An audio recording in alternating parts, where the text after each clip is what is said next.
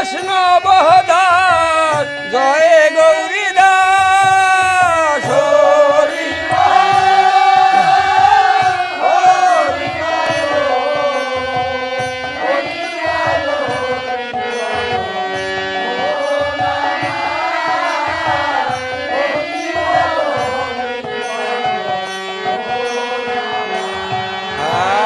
আর জয় শ্রী স্বরূপ দাস পঞ্চসহদার পতিত পাবন হেতু হইয়া অবতার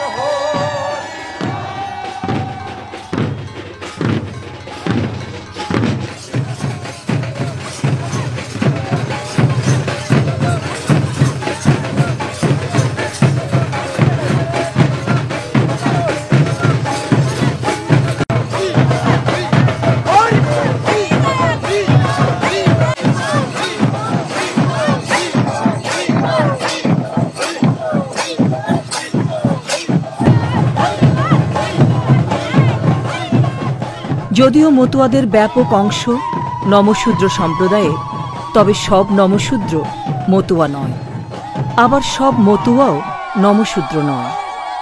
নমশূদ্র ছাড়াও মতুয়াদের মধ্যে অন্যান্য বর্ণ এবং সম্প্রদায়ের কিছু মানুষও আছে, যেমন কায়স্থ, ব্রাহ্মণ, মুসলমান। ব্রাহ্মণ্যবাদী ও বর্ণাশ্রমী হিন্দু ধর্মের সবচেয়ে নির্যাতিত ও লাঞ্ছিত ছিল সমাজের নিচুতলার দলিত মানুষেরা, যারা শারীরিক পরিশ্রম করে, উৎপাদন করে, সেই কৃষক, জেলে ও কারিগরেরা।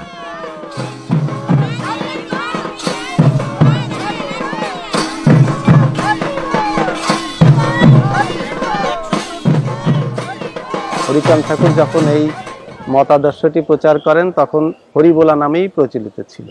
জাতপাত না মানা, শাস্ত্র না মানা, নরনারীর মধ্যে বৈষম্য না করা, এই বিষয়গুলো প্রচলিত ধর্মীয় বিশ্বাসে খুব স্বাভাবিক ছিল না। এগুলো পাগলের কার্যকলাপ বলে মনে হতো।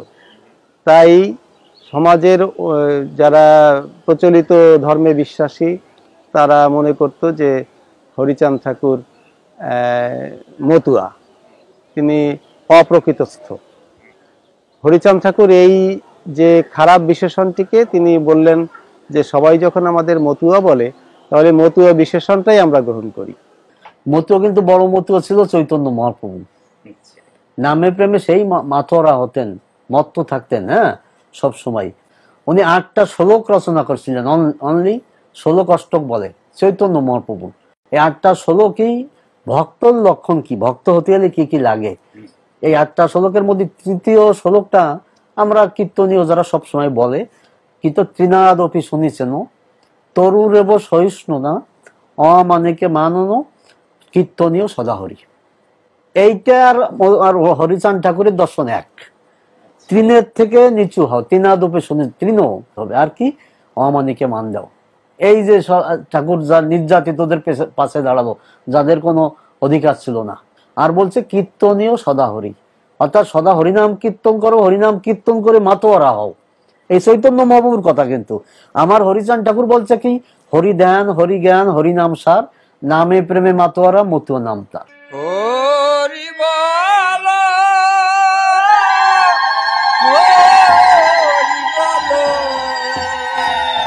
হরি বল হরি বল মন আমার,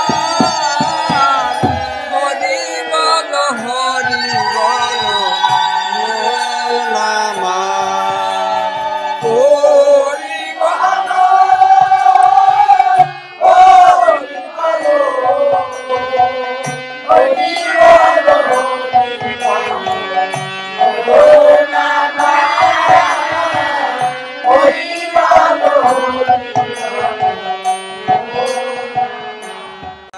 এই সেই মধুমতি, যে মধুমতির 2 তীরে আমাদের সমাজের অধিকাংশ লোকের বাস।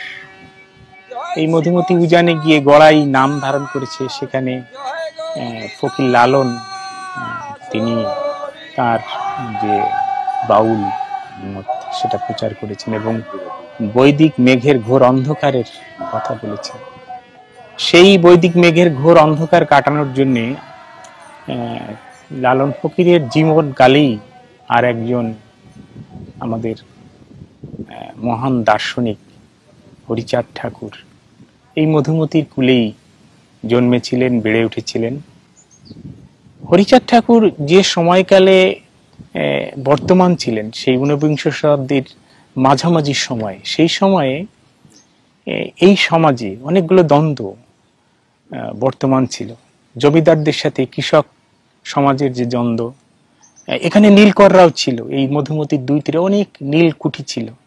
সেই নীলকুঠিয়ালদের সাথে এখানকার কৃষকদের যে দ্বন্দ্ব, এখানকার যে সমাজ ব্যবস্থা, বর্ণবাদী সমাজ ব্যবস্থা, যে বর্ণবাদী অনুশাসন, তার ফলে এখানকার মানুষের স্বাভাবিক জীবন যাপন, তাদের বাধা নিষেধের কারণে তারা একটা সাবলীল জীবন যাপন করতে পারছিলেন।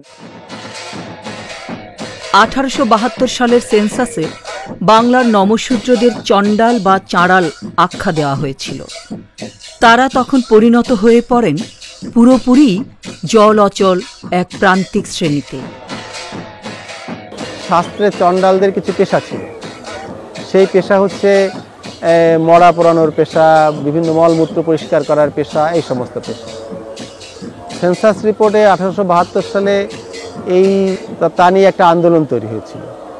আন্দোলনটা 1872 সালের এই নমশূদ্র আন্দোলন, যে তারা ওইখানকার বর্ণ হিন্দুদের সঙ্গে কোনো রকমের সম্পর্ক রাখবে। তো এই আন্দোলনের পেছনে গুরুচাঁদ মনে করেছিলেন যে আমরা যদি শিক্ষিত হতাম তাহলে আমরা ব্রিটিশের কাছাকাছি যেতে পারতাম, তাহলে আমাদের সঙ্গে এই ধরনের আচরণ আর কোনো গোষ্ঠী করতে পারত না। আমরা দেখতে পাই যে ঐদিক ক্রিয়াকলাপ, এই ব্রাহ্মণ্যতন্ত্র, মনুবাদ, মনুস্মৃতিতে যে মানুষকে যেভাবে বিভক্ত করেছে, মানুষের প্রতি যে অত্যাচার হয়েছে, তার বিরুদ্ধে প্রতিবাদ আন্দোলন খ্রিস্টপূর্ব শতাব্দীতে আমরা দেখতে পাচ্ছি। মধ্যযুগেও সেই প্রতিবাদ হল ভক্তিবাদী আন্দোলনের মাধ্যমে।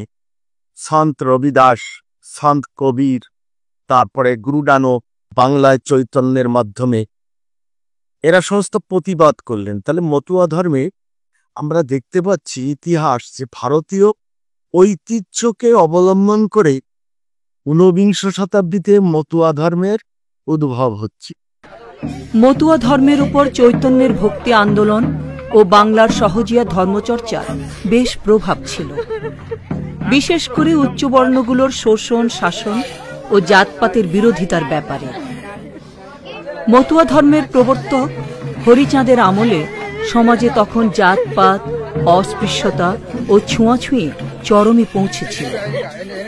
এমনকি মানবতাবাদী শ্রী চৈতন্যের বৈষ্ণব ধর্ম তখন কিছুটা বিচ্যুত হতে শুরু করে।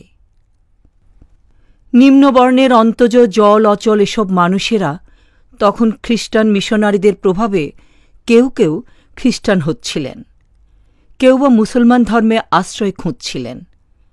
সে সময় হরিচাঁদ ঠাকুর এই মতুয়া ধর্মমত প্রচার শুরু করেন এবং ওর সুযোগ্য পুত্র গুরুচাঁদ ঠাকুর সে ধর্মান্দোলনকে অনেকটাই এগিয়ে নেন।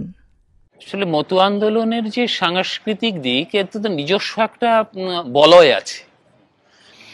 এরা সাধারণভাবে একটু মানে সাধু প্রকৃতির যারা, গোসাই প্রকৃতির যারা, তারা একটু লম্বা চুল রাখে। অনেকেই চুল রাখেন কিন্তু দাড়ি গোপ রাখেন না, আবার কেউ কেউ দাড়ি গোপও রাখেন, চুলও রাখেন। এটাও আমরা দেখেছি।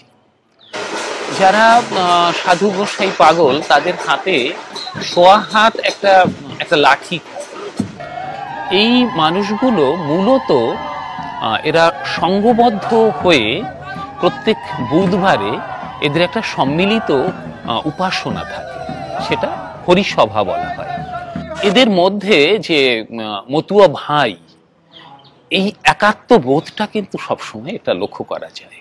আমার মতুয়া ভাই, এবং তার একটা বড় পরিচয় নারকোলের মালা, মানে আচার মালা, সেটাকে কিন্তু তারা গলায় ধারণ করে। যখনই একের সাথে অপরের দেখা হয় তখন কেউ বলে জয় হরিবোল, উল্টো দিক থেকে তিনিও বলেন হরিবোল বা জয় হরিবোল। মতুয়ারা একসঙ্গে নরনারী মিলে তারা কীর্তন করে, সেখানে ধর্মাচরণে পুরুষকে প্রাধান্য বা নারীর প্রাধান্য নেই।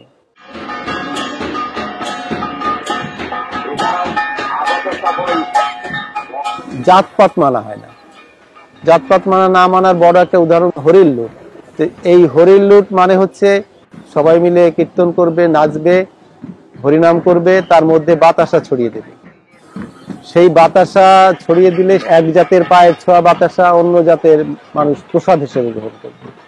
মতুয়াদের আর যে সমস্ত বৈশিষ্ট্য পাওয়া যায় তার মধ্যে বড় বড় বৈশিষ্ট্যগুলো হচ্ছে হাতে কাজ মুঠে না। তো হরিচাঁদ বললেন যে নাম করে গুনে গুনে নাম করার দরকার নেই, এমনকি পোশাক পরার দরকার নেই। সাধুর পোশাক না পরাটা মনে মনে সাধু হওয়া, সব মানুষকে নিয়ে ধর্মাচরণ করা, মিছিল করাটা এবং মহোৎসব করাটা। হিন্দু সমাজের মধ্যে একটা জিনিস ছিল যে প্রত্যেক জাত কোনো খাবার অনুষ্ঠান হলে আলাদা আলাদা পংক্তি ভোজন হবে, আলাদাভাবে রান্না হবে। হরিচাঁদ ঠাকুর যেটা করলেন তার আদর্শের অন্যতম যে সবাই একসঙ্গে রান্না হবে, সবাই একসঙ্গে আহার করবে। কোনো রকমের অস্পৃশ্যতা ছোঁয়াছুঁয়ির ব্যাপারটাকে তিনি মোটেই গুরুত্ব দেননি এবং সেটাকে মহাপাপ মনে করেছেন। আর একটা বৈশিষ্ট্য গানের মধ্য দিয়ে এদের সাধনার বিষয়টা। এরা যখন কীর্তন করে, কীর্তন করার ফাঁকে এদের আরাধনার অংশ হিসেবে তারা গান করে।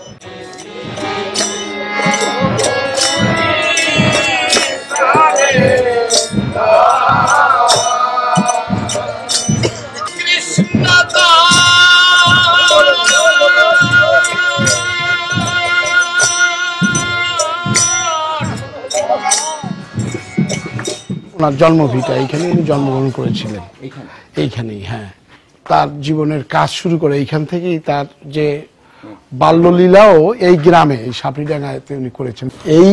এইখান থেকে পরে ওরা ওরাকান্দি যায়, ওনার মাতুল ওখানে ওরা আশ্রয় দিল, ওইখানে ওরা ধীরে ধীরে ওইখানেই তার লীলাটা শুরু হলো। আর সফলানগরী ঠাকুরের জন্ম, এবং এই জন্মের কিছুদিন উনি যখন যৌবন প্রাপ্ত হলেন এবং বিবাহ করলেন ওখানে বসে, তারপরে উনি চলে আসেন ওরাকান্দি।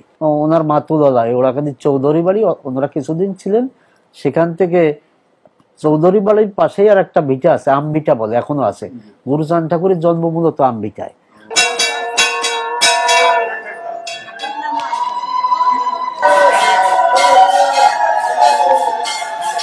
এই যে আমরা এখন যেখানে বসে আছি, সে ওরাকান্দির এখন যেটা ঠাকুরবাড়ি নামে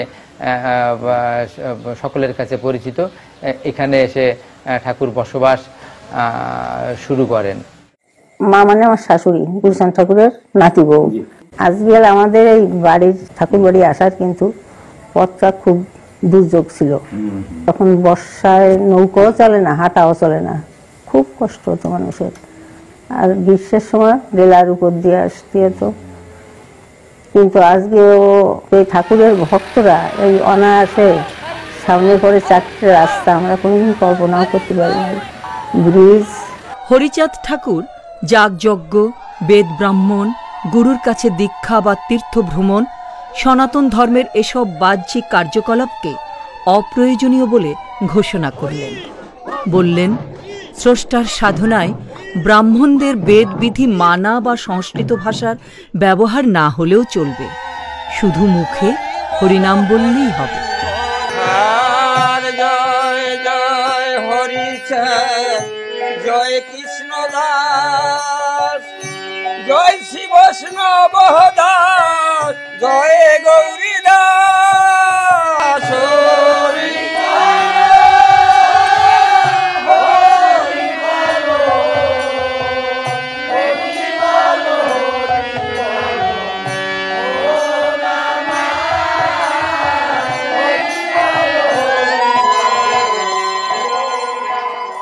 ব্রাহ্মণ্যবাদ আর ব্রাহ্মণ দুটো ভিন্ন জিনিস। এটা হরিচাঁদ ঠাকুর ওই পৃথকীকরণটা করেছিলেন। তা না হলে হরিচাঁদ ঠাকুরের এই আন্দোলনে 9 জন ব্রাহ্মণ নবগঙ্গার জলে পৈতা বিসর্জন দিয়ে এই আন্দোলনে যুক্ত হতেন না, মতুয়া আন্দোলনে যুক্ত হতেন না। হরিচাঁদ ঠাকুর বললেন যে 36 জাতিকে একত্রিত করতে হবে। তিনি এই 36 জাতিকে একত্রিত করার অর্থ হিসাবে তিনি আসলে জাতপাতটা বিলোপ করতে চেয়েছিলেন। এই মতুয়া দর্শনের ক্ষেত্রে যারা শ্রমজীবী মানুষ, যারা কৃষক, তাদের অধিকারের কথা আছে এবং মতুয়া দর্শনের বৈশিষ্ট্যে মানুষই হচ্ছে প্রধান। আমরা হরিচাঁদ ঠাকুরকে দেখো, এটা কিন্তু কোনো পাশ্চাত্য জ্ঞান বিজ্ঞানের সংস্পর্শ পাননি, একদম এক অন্তজ দিনের মধ্যে একটি গ্রামে তার জন্ম। কিন্তু তিনি ভারতবর্ষে যে লোকজ যে শিক্ষা বা লোকজ যে চিন্তাগুলো, তো হরিচাঁদ ঠাকুর দেখলেন যে চতুর্বর্ণ, সেখানে শূদ্র অংশের মানুষের মুক্তির কোনো রাস্তা খোলা নেই। হরিচাঁদ ঠাকুর এই দেখালেন যে ইহজন্মেই এই মুক্তি সম্ভব, যে এই যে প্রচলিত শাস্ত্র বা যে শাস্ত্র তোমাকে দাসত্ব করতে শেখায় তাকে অস্বীকার করো, যে আচার তোমাতে বেঁধে রাখে তাকে অস্বীকার করো, এবং তার সঙ্গে সঙ্গে তিনি শিক্ষা বিস্তারের উপরে বিদ্যাস। ধর্মের নামে অতিরিক্ত আচার বিচার মতুয়ারা পুরোপুরি প্রত্যাখ্যান করেছেন। হরিচাঁদ ঠাকুর বলেছিলেন, জীবে দয়া নামে রুচি, মানুষেতে নিষ্ঠা, ইহা ছাড়া আর যত সব ক্রিয়াভ্রষ্টা। যেহেতু হিন্দুদের মন্দিরে নমশূদ্রদের ঢুকতে দেওয়া হতো না, তাই হরিচাঁদ বললেন, তোরা নিজেরা মন্দির তৈরি কর। বাংলায় সে সময় অনেক লোকগুরু এসেছিলেন, সৃষ্টি হয়েছে নানা উপাসক সম্প্রদায়, কর্তা ভজা, বলরাম ভজা, সাহেব ধনী, আউল ও বাউলেরা। মতুয়া ধর্মান্দোলনকে এই লোকজ প্রতিবাদী অবস্থান থেকেই দেখতে হবে। তবে এসব লোকধর্মগুলোর মতো মতুয়া ধর্ম দেহতত্ত্ব, তন্ত্রাচার বা গুরুবাদে বিশ্বাসী নয়, বরং বৈষ্ণব ধর্মের মতোই সহজ নাম ভক্তিতে আস্থা রেখেছেন তারা।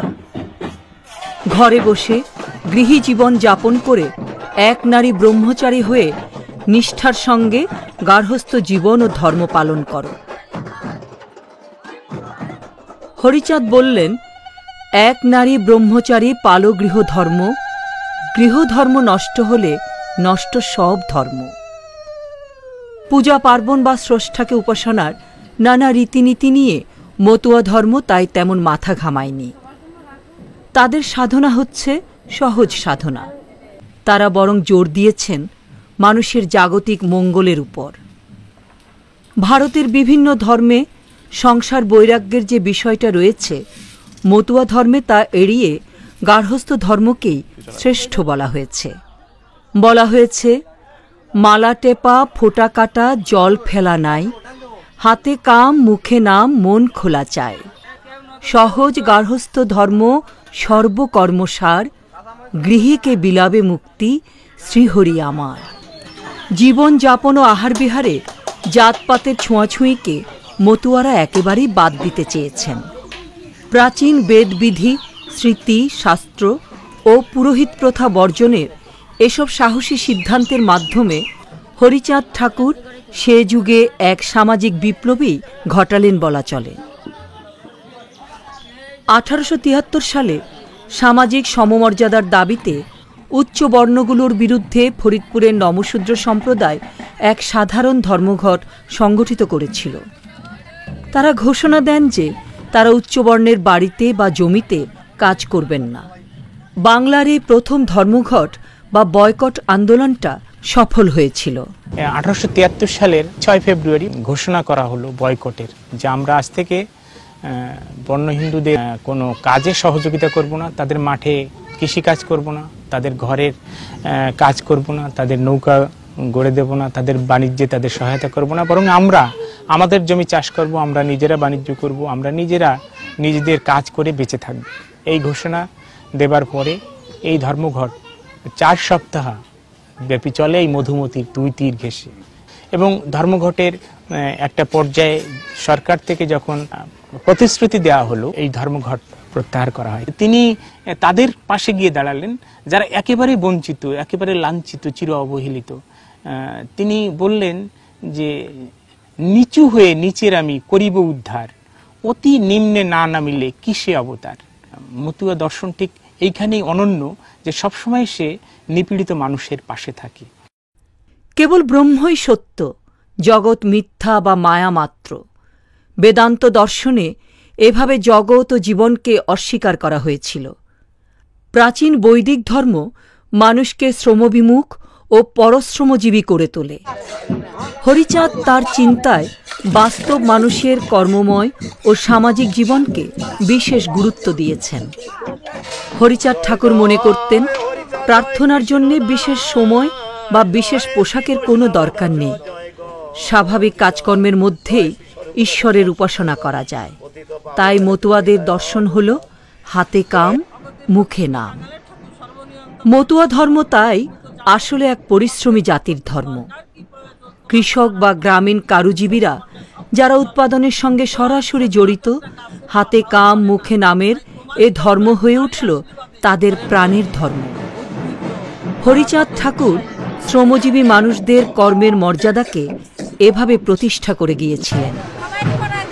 হরিচাঁদ ঠাকুর মতুয়াদের ব্যবসা করতেও এবং সৎভাবে বাণিজ্য করে সচ্ছল হবার পরামর্শ দিয়েছিলেন। বলা যেতে পারে যে হরিচাঁদ গুরুচাঁদ ঠাকুর একটা মৃতপ্রায় জাতির জীবনে প্রাণ স্পন্দন জাগিয়েছিলেন। হরিচাঁদ ঠাকুর যদিও শ্রী চৈতন্যদেবের মতোই ভক্তিবাদী সমধর্মকে বেছে নিয়েছিলেন, তবে চৈতন্যদেবের সঙ্গে হরিচাঁদের কিছু অমিলও রয়েছে। বেদাচার ও অস্পৃশ্যতাকে এরা দুজনেই অস্বীকার করেছেন। দুজনেই অন্তজ শ্রেণীর মানুষদের মানবিক মর্যাদায় প্রতিষ্ঠা করার চেষ্টা করেছেন। তবে চৈতন্যদেব ছিলেন গৃহত্যাগী সন্ন্যাসী, বৈরাগ্য ছিল তার সাধনার পথ। কিন্তু হরিচাঁদ গৃহী জীবন ও গার্হস্থ্য ধর্মকেই বেশি গুরুত্ব দিয়েছেন। চৈতন্যদেব তীর্থে তীর্থে ভ্রমণ করেছেন, কিন্তু হরিচাঁদ ঠাকুর তীর্থ ভ্রমণের বিরোধী ছিলেন। হরিচাঁদ ছিলেন সংসার বৈরাগ্যের বিরোধী। চৈতন্য যুগে কেবল পুরুষেরা সংকীর্তন করতেন, কিন্তু হরিচাঁদ ঠাকুর নারীদেরও এ ব্যাপারে সমান অংশগ্রহণের অধিকার দেন। মতুয়া ধর্মের প্রগতিশীলতার আরেক বড় দিক হল নারী জাতির প্রতি এই ধর্মের সম্মানের দৃষ্টিভঙ্গি। অনেক বড় বড় ধর্ম যেখানে নারী জাতির প্রতি সম্মানীয় আচরণের ব্যবস্থা রাখতে ব্যর্থ হয়েছে, মতুয়া ধর্ম সেটা করতে পেরেছে। মনুসংহিতায় রয়েছে নারী নরকস্য দ্বার, যে নারী নরকের দ্বার। এই যে তাদের অপমান করেছে, চিরবঞ্চিত করেছে, হরিচাঁদ ঠাকুর তিনি তার হরিলীলামৃতের মধ্যেও দেখিয়েছে যে দেখা যাচ্ছে যে তিনি নারীকে পূর্ণ মর্যাদা দিয়েছে, সমান অধিকার দিয়েছে। তাহলে দ্বাদশটি আজ্ঞার মধ্যেও তিনি বলছেন পর নারী মাতৃবৎ মিথ্যা নাহি কবে, অর্থাৎ মিথ্যা কথা বলা যাবে না। আর পর নারী পরসতী স্পর্শ না করবে, অর্থাৎ পর নারীকে মায়ের মতন দেখতে হবে। আর পরসতীকেও কাম প্রবৃত্তির মাধ্যমে নারীকেও নির্দেশ দিচ্ছে তুমি পরের পুরুষকে সেই কাম প্রবৃত্তি ভাবে তাকে কাছে যাবে না। মতুয়াদের নারীদের তাদের সম্মান মর্যাদা গৌরব এগুলো রক্ষা করার জন্য, তাদের সম্মান ঠিকমতো জায়গায় পৌঁছানোর জন্য যে প্রয়াস, সেটাই আমার হরিচাঁদ গুরুচাঁদের। আর বর্তমানের প্রেক্ষাপটে নারীদের মতুয়াদের যে অবস্থান, সেটা আমি বলতে চাই, আগের যে প্রচার প্রচারণা ছিল বা নারীদেরকে ঘরে যেভাবে আবদ্ধ করা ছিল, এখন মেয়েরা সেভাবে ঘরে আবদ্ধ নেই। এখন তারা বেরিয়ে এসেছে, শিক্ষাঙ্গনে বলেন, চাকরির স্থলে বলেন, এমনকি এই মতুয়ার ডাঙ্কার দলে যে দলপতিরা তাদের যে সমাবেশ ছিল সেখানে মেয়েদের কম ছিল বলতে গেলে, কিন্তু এখন মহিলাদের দল হয়েছে, একক মহিলাদের দল। তারা নিজেরাই ডাঙ্কা বাজাচ্ছেন, কাজ বাজাচ্ছেন, জাহাজ বাজাচ্ছেন, সবকিছু বাজিয়ে তারা নিশান পুরা নিয়ে ঠাকুর বাড়ি আসতেছেন। হরিচাঁদ ঠাকুর নারীদের প্রকাশ্যে ধর্মীয় মিছিল, শোভাযাত্রায় অংশগ্রহণের অধিকার দেন, আর সেটা করেছিলেন নিরক্ষর ও পশ্চাৎপদ একটা সমাজের মানুষদের মধ্যে, যা ইতিহাসে প্রায় বিরল। বুঝতে হবে বাংলার সেই সময় যখন সতীদাহের মাধ্যমে নারীদের পুড়িয়ে মারা হচ্ছিল, বিধবা বিবাহের কথা ভাবাই যেত না, আর মেয়েদেরকে শিক্ষা প্রদানের কথা ভাবাতো ছিল সুদূর পরাহত।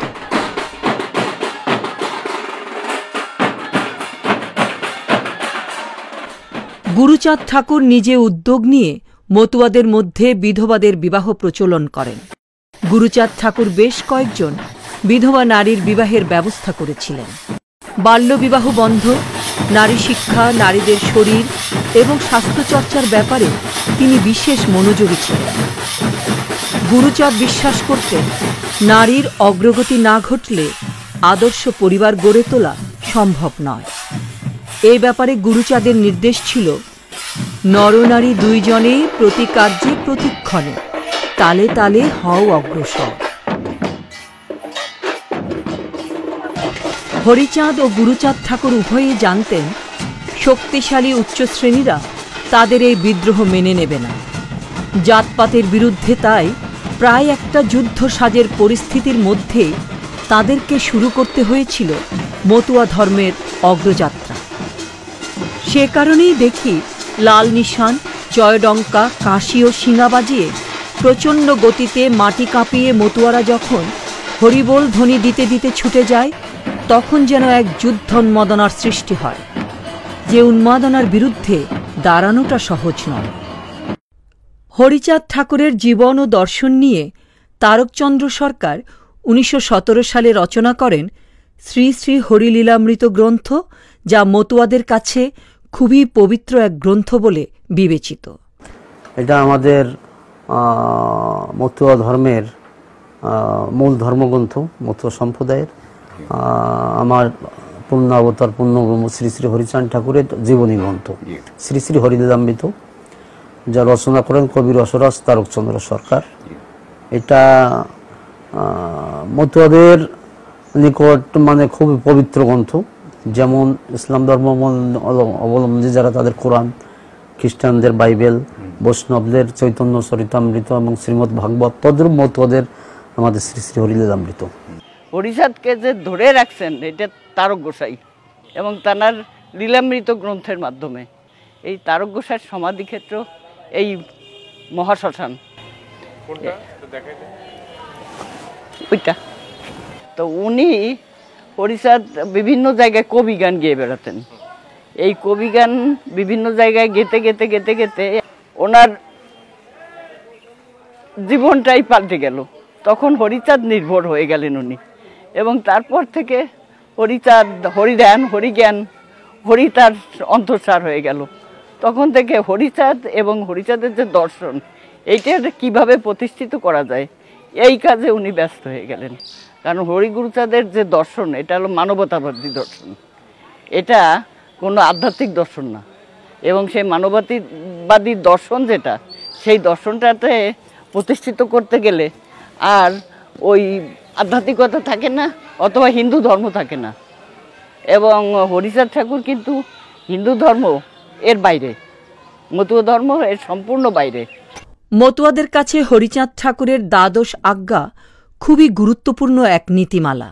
নীতিগুলো হচ্ছে: সদা সত্য কথা কহিবে, পরস্ত্রীকে মাতৃজ্ঞান করিবে, মাতা পিতার প্রতি ভক্তি করো, জগৎকে প্রেম করো, চরিত্র পবিত্র ব্যক্তির প্রতি জাতিভেদ করিও না, ষড়রিপুর নিকট সাবধান থাকিবে, কাহারও ধর্মনিন্দা করিও না, বাহ্য অঙ্গ সাধুসাজ ত্যাগ করো, হাতে কাম মুখে নাম করিবে, শ্রী শ্রী হরিমন্দির প্রতিষ্ঠা করো, দৈনিক প্রার্থনা করো এবং ঈশ্বরে আত্মদান করিবে। হরিচাঁদ ঠাকুর মতুয়া আদর্শটা তৈরি করেছিলেন, কিন্তু প্রচার করেছিলেন গুরুচাঁদ ঠাকুর। গুরুচাঁদ ঠাকুরই হচ্ছে মতুয়া আদর্শের মূল প্রচারক, মূল তাত্ত্বিক। এবং হরিচাঁদ ঠাকুরের কোনো প্রাতিষ্ঠানিক শিক্ষা ছিলই না। গুরুচাঁদ ঠাকুরকে হরিচাঁদ ঠাকুর স্কুলে পাঠাতে চেয়েছিলেন, স্কুলে পড়াতে চেয়েছিলেন, কিন্তু তৎকালীন নিয়ম ছিল হিন্দু সমাজে যে শুধুমাত্র বর্ণ হিন্দুদের ছেলেমেয়েরাই লেখাপড়া শিখতে পারবে। ছেলেকে লেখাপড়া শেখাতে গেছেন, তখন ছেলেকে স্কুলে পড়ানো যাচ্ছে না। তখন তিনি কাছের একটা মক্তবে ছেলেকে ভর্তি করে দিয়েছিলেন। পরবর্তীকালে স্বশিক্ষিত হয়েছিলেন, প্রচুর শাস্ত্রগ্রন্থ পড়েছিলেন, ইংরেজিও শিখেছিলেন সিএস মিডের কাছ থেকে, ফার্সি শিখেছিলেন, উর্দু, এগুলো মক্তবে যেগুলো উর্দু ফার্সি তো বেশি করে শেখাতো। তার মানে তিনি আসলে এক অর্থে বহুভাষী ছিলেন। হরিচাঁদ ঠাকুরের মৃত্যুর পর ওর সুযোগ্য পুত্র গুরুচাঁদ ঠাকুর পিতার অসমাপ্ত কাজের গুরুদায়িত্ব নিজের কাঁধে তুলে নেন। 1881 সালে বাগেরহাটের দত্তডাঙ্গা গ্রামে ঈশ্বর গায়েনের বাড়িতে এক নমশূদ্র মহাসম্মেলন অনুষ্ঠিত হয়। বৃহত্তর ফরিদপুর, খুলনা, বরিশাল, ঢাকা, সিলেট ও ময়মনসিংহ জেলা থেকে প্রায় ৫,০০০ মতুয়া প্রতিনিধি এ সম্মেলনে যোগ দেন। মাত্র ৩৫ বছরের গুরুচাঁদ ঠাকুর এই সম্মেলনে সভাপতির দায়িত্ব পালন করেন। সভাপতির ভাষণে গুরুচাঁদ নমশূদ্র সমাজের উন্নতি বিধানে যেসব প্রয়োজনীয় বক্তব্য তুলে ধরলেন তার মধ্যে বিশেষ গুরুত্ব দিয়েছিলেন শিক্ষার উপর। গুরুচাঁদ বললেন, সবাকারে বলি আমি যদি মানো মোরে, অবিদ্বান পুত্র যেন নাহি থাকে ঘরে। খাও বা না খাও তাতে কোনো দুঃখ নয়, ছেলে পিলে শিক্ষা দেও এই আমি চাই। এই কথাগুলো উনি বললেন যে শিক্ষা এবং তোমার সভ্য আচার এবং সাথে সাথে তোমার অর্থনীতির ভিতকে শক্তিশালী যদি করতে পারো তাহলে তুমি মর্যাদা কিন্তু এমনিই পাবে। এবং আমিও ছোটবেলায় দেখেছি যে আমাদের অত্র এলাকায় এই খুলনা, বরিশাল, গ্রেট ফরিদপুর, তখন এই এলাকায় গোহল ঘরে, অর্থাৎ যেখানে গরু রাখতো, গরু যখন জমিতে দিয়ে দিত তারপরে গোহল ঘরে পাঠশালা বসতো। আমি ছোটবেলায় দেখেছি যে ওই বাড়ির লোকে সকলে ওই ঘরে এসে শিক্ষা নিত। অর্থাৎ গুরুচাঁদ ঠাকুরের আন্দোলনের ফলে দেখলো যে প্রতি বাড়িতেই এই শিক্ষা শুরু হয়ে গেছে। ঠাকুর দেখেন শিক্ষা আন্দোলন আরম্ভ করলো কেমন। উনি ভক্ত বাড়ি নিয়ে না যে বলো যে আমাকে নিয়ে ধর্মীয় অনুষ্ঠান করা লাগবে না, এই টাকা দিয়ে তুমি একটা পাঠশালা করো। তোমার গ্রামে তো কোনো পাঠশালা নেই, যখন লেখাপড়ি একটু শিখবে আমি 2 বছর 3 বছর যে পরে যে তোমাদের ওখানে ধর্মের অনুষ্ঠান করবো। দেখেন কিভাবে একটা ধর্মের গুরু, সে তো শিষ্য বাড়ি গেলে 2টো প্রণামী পায়, তাই না, ভালো খেতে পারে, জামা কাপড় পায়। এই লোভ ত্যাগ করে ঠাকুর শিক্ষা আন্দোলন যদি প্রতি গ্রামে পাঠশালা প্রতিষ্ঠা, সেই পাঠশালাগুলো কিন্তু আজকে মাধ্যমিক বিদ্যালয়, কোনোটা কলেজ হয়েছে। গুরুচাঁদ ঠাকুর প্রতিটা মাধ্যমিক বিদ্যালয় 2টো হোস্টেল করছে, একটা হিন্দু হোস্টেল, একটা ইসলাম ধর্মাবলম্বীদের হোস্টেল। এগুলা কিন্তু মিডিল স্কুল যাই দেখবেন। অর্থাৎ তখন উচ্চবর্ণদের কোনো স্কুলে এদের ভর্তি নিত না, মুসলমানদের এবং এই নমশূদ্রদের। পৃথিবীর খুব কম ধর্মেই নিচুতলার মানুষদের শিক্ষিত করার কথা বলা হয়েছে। হরিচাঁদ, গুরুচাঁদ কেবল তা শুধু বলেই ক্ষান্ত হননি, নিজেরা স্কুলও প্রতিষ্ঠা করেছেন। যেহেতু স্বদেশের উচ্চশ্রেণীগুলো অন্তর্জাদের উন্নতি চাইত না, তাই গুরুচাঁদকে বিদেশি শাসকদের, বিশেষ করে অস্ট্রেলীয় মিশনারি ডক্টর C.S. মিডের মাধ্যমে স্বজাতির শিক্ষা ও জাগতিক উন্নতির চেষ্টা করতে হয়েছিল। 1908 সালে ওরাকান্দিতে ডক্টর C.S. মিডের সাহায্যে একটি উচ্চ ইংরেজি বিদ্যালয় প্রতিষ্ঠা করা সম্ভব হয়। C.S. মিডকে একটা মাধ্যম হিসেবে পেয়েছিলেন তৎকালীন সরকারের সঙ্গে যোগাযোগ করতে। তৎকালীন সরকারের প্রচুর সহযোগিতা দিয়ে পেয়েছিলেন, এমনকি সরকারে তিনি রিপ্রেজেন্টেশনও দিয়েছিলেন কিভাবে এদের শিক্ষিত করে তোলা যায়, কিভাবে স্কুল তৈরি করা যায়।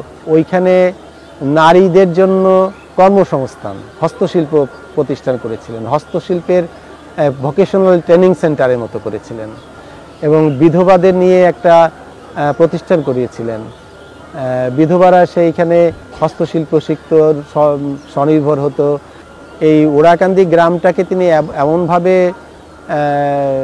ভালোবেসেছিলেন, পরবর্তীকালে C.S. মিড যখন অস্ট্রেলিয়া যান তার বাড়িটার নাম তিনি ওরাকান্দি রেখেছিলেন। ওরাকান্দিতে এই স্কুল প্রতিষ্ঠার এক সুদূর প্রসারী ফল ফলে। অন্যান্য স্থানেও অন্তজ শ্রেণীর গ্রামগুলোতে পাঠশালা তৈরির হিড়িক পড়ে যায়। ওরাকান্দির অনুকরণে দেশের বিভিন্ন নমশূদ্র অঞ্চলে প্রায় কয়েক হাজার পাঠশালা তৈরি হয়ে যায়, যার বেশ কয়েকটা পরে স্কুলে রূপান্তরিত হয়। নতুন শিক্ষিত জনেরা অনেকেই আবার স্বজাতির মধ্যে শিক্ষা বিস্তারের লক্ষ্যে গ্রাম থেকে গ্রামে ছড়িয়ে পড়ে। সুন্দরবন সংলগ্ন দক্ষিণ খুলনার বৈঠাঘাটা, দাকব, চালনা এসব অঞ্চলেও গুরুচাঁদ ঠাকুর দ্বারা অনুপ্রাণিত শিক্ষাসেবকেরা পৌঁছে যায়। এভাবে ধীরে ধীরে গুরুচাঁদ ঠাকুরের শিক্ষা আন্দোলনের সুফল বাংলাদেশের অন্তজ অধ্যুষিত দূর দূরান্তের গ্রামগুলোতেও ছড়িয়ে পড়ে। তবে অন্তজ মানুষদের জন্যে নিয়মিত স্কুল চালানো সহজ ছিল না, কারণ শিক্ষক পাওয়া যেত না। উচ্চ শ্রেণীর শিক্ষিত হিন্দুরা এসব স্কুলে শিক্ষকতা করতে রাজি হতো না। অন্যদিকে শিক্ষকতা করার মতো উপযুক্ত শিক্ষিত মানুষও অন্তজ সমাজের মধ্যে তেমন ছিল না। শিক্ষক তৈরির উদ্দেশ্যে ওরাকান্দিতে তাই শিক্ষাগুরুদের শিক্ষণ দেওয়ারও ব্যবস্থা করা হয়। স্কুলটি হচ্ছে কোএডুকেশন, মানে ছেলে এবং মেয়ে উভয়ে কিন্তু পড়ার জন্য স্কুলটি তৈরি হয়েছিল, ওরাকান্দি মিড স্কুলটি। ঠাকুর কিছুদিন পরে উনার দৃষ্টিগোচর হলো যে এই স্কুলে ছেলেরা নিয়মিত আসছে, কিন্তু পাশাপাশি মেয়েদের উপস্থিতির হার খুবই কম। মানে আমাদের অভিভাবকরা তখনকার যে ছেলেদের স্কুলে মেয়েদেরকে দিতে চাইতো না। উনি তার কিছুদিন পর ভাবনা চিন্তা করে 1930 সালে দেবী শান্তি সত্য ভমা, মানে হরিচাঁদ ঠাকুরের স্ত্রীর, মানে আমার সে মায়ের নাম শান্তিমা, তার নামে একটি বালিকা বিদ্যালয় গড়লেন। শান্তি সত্য ভমা বালিকা বিদ্যালয়টি এখনো মাথা উঁচু করে দাঁড়িয়ে আছে। বরগুনার হরিমন্দিরে এখনো নিয়মিত বসে শিশুদের ক্লাস।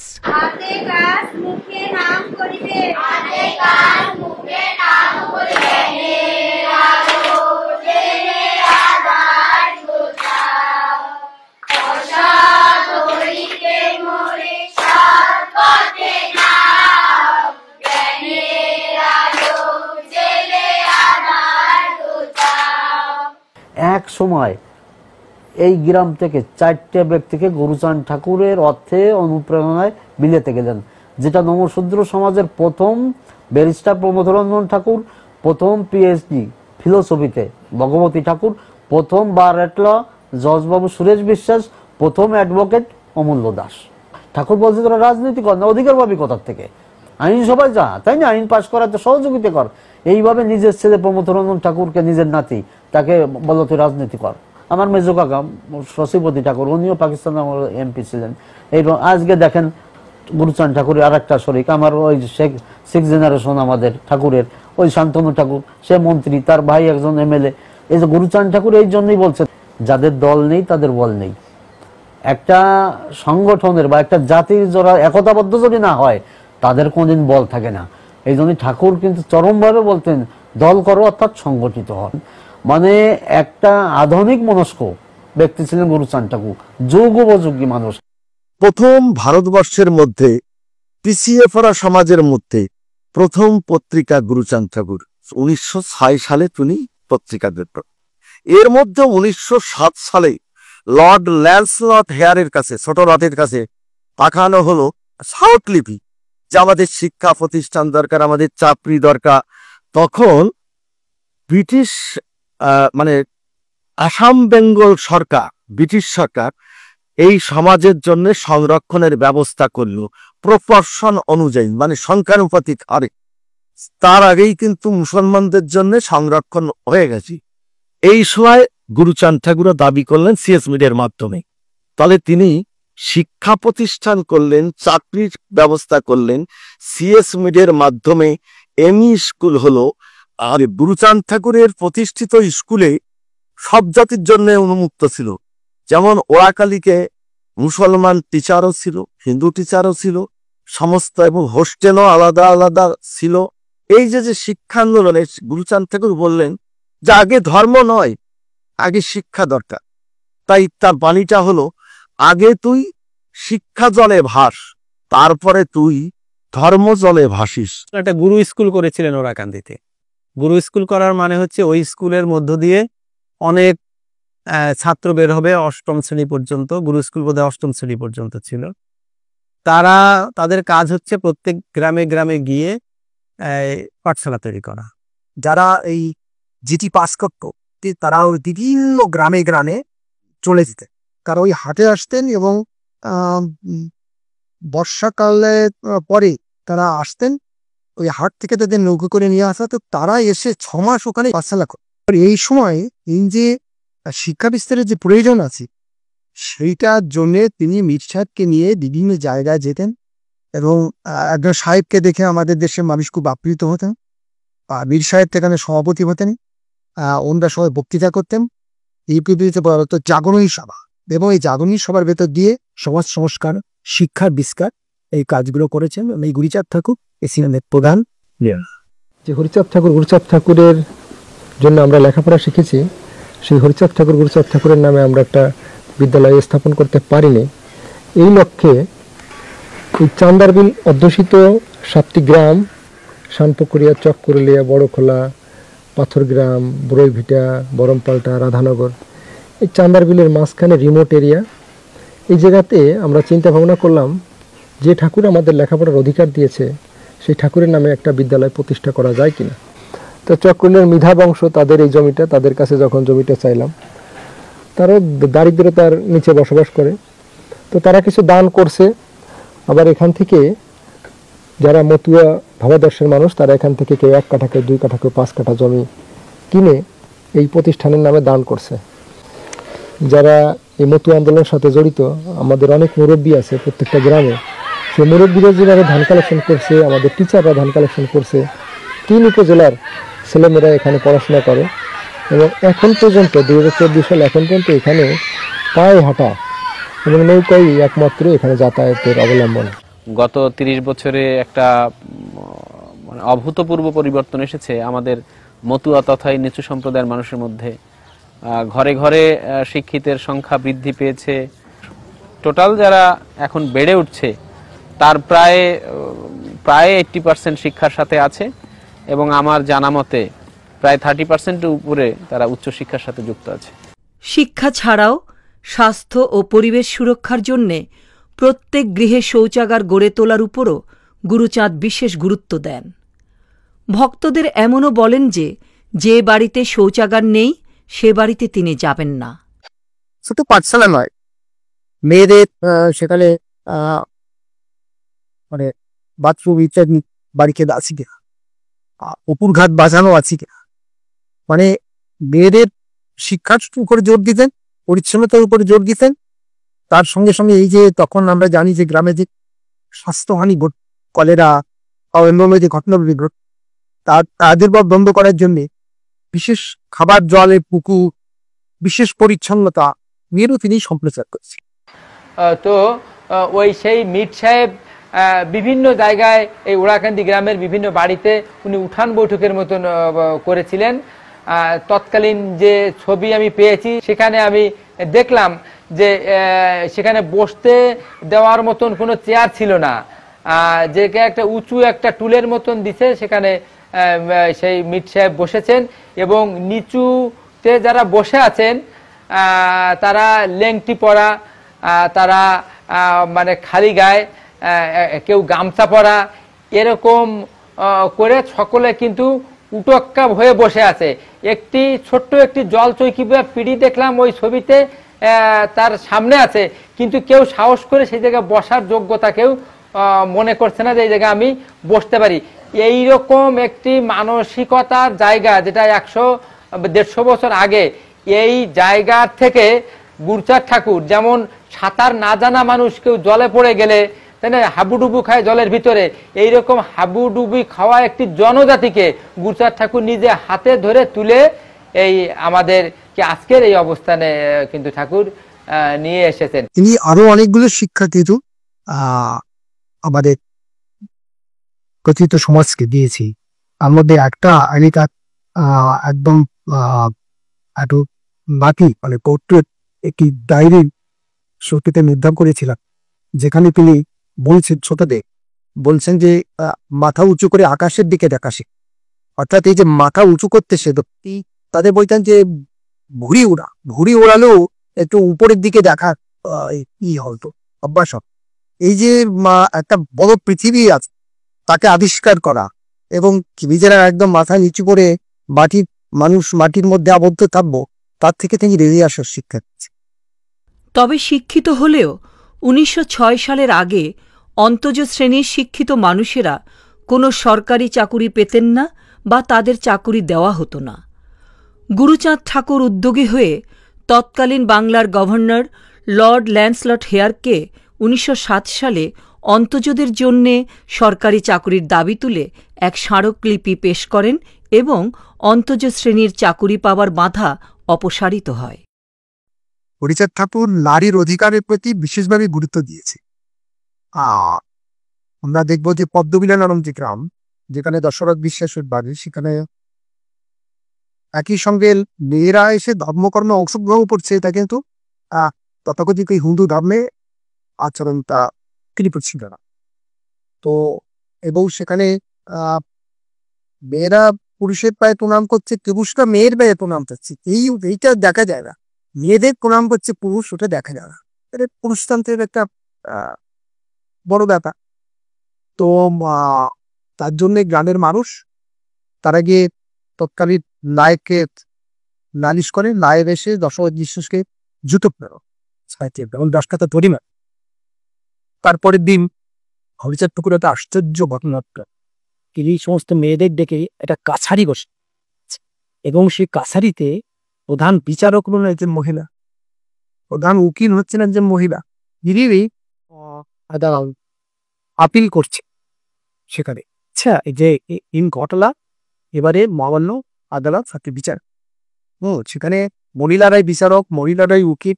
হরিচাঁদ ঠাকুর একজন আবেদন করে, তিনি অভিযোগ করছে এই যে নারীকে তিনি এত বড় সম্মানটা, এটা একটা আজব ব্যাপার, ভাবা যায় না ওই সময়। হরিচাঁদ গুরুচাঁদ ঠাকুর উভয়ই বেশ কিছু নিবেদিত প্রাণ ভক্ত পেয়েছিলেন।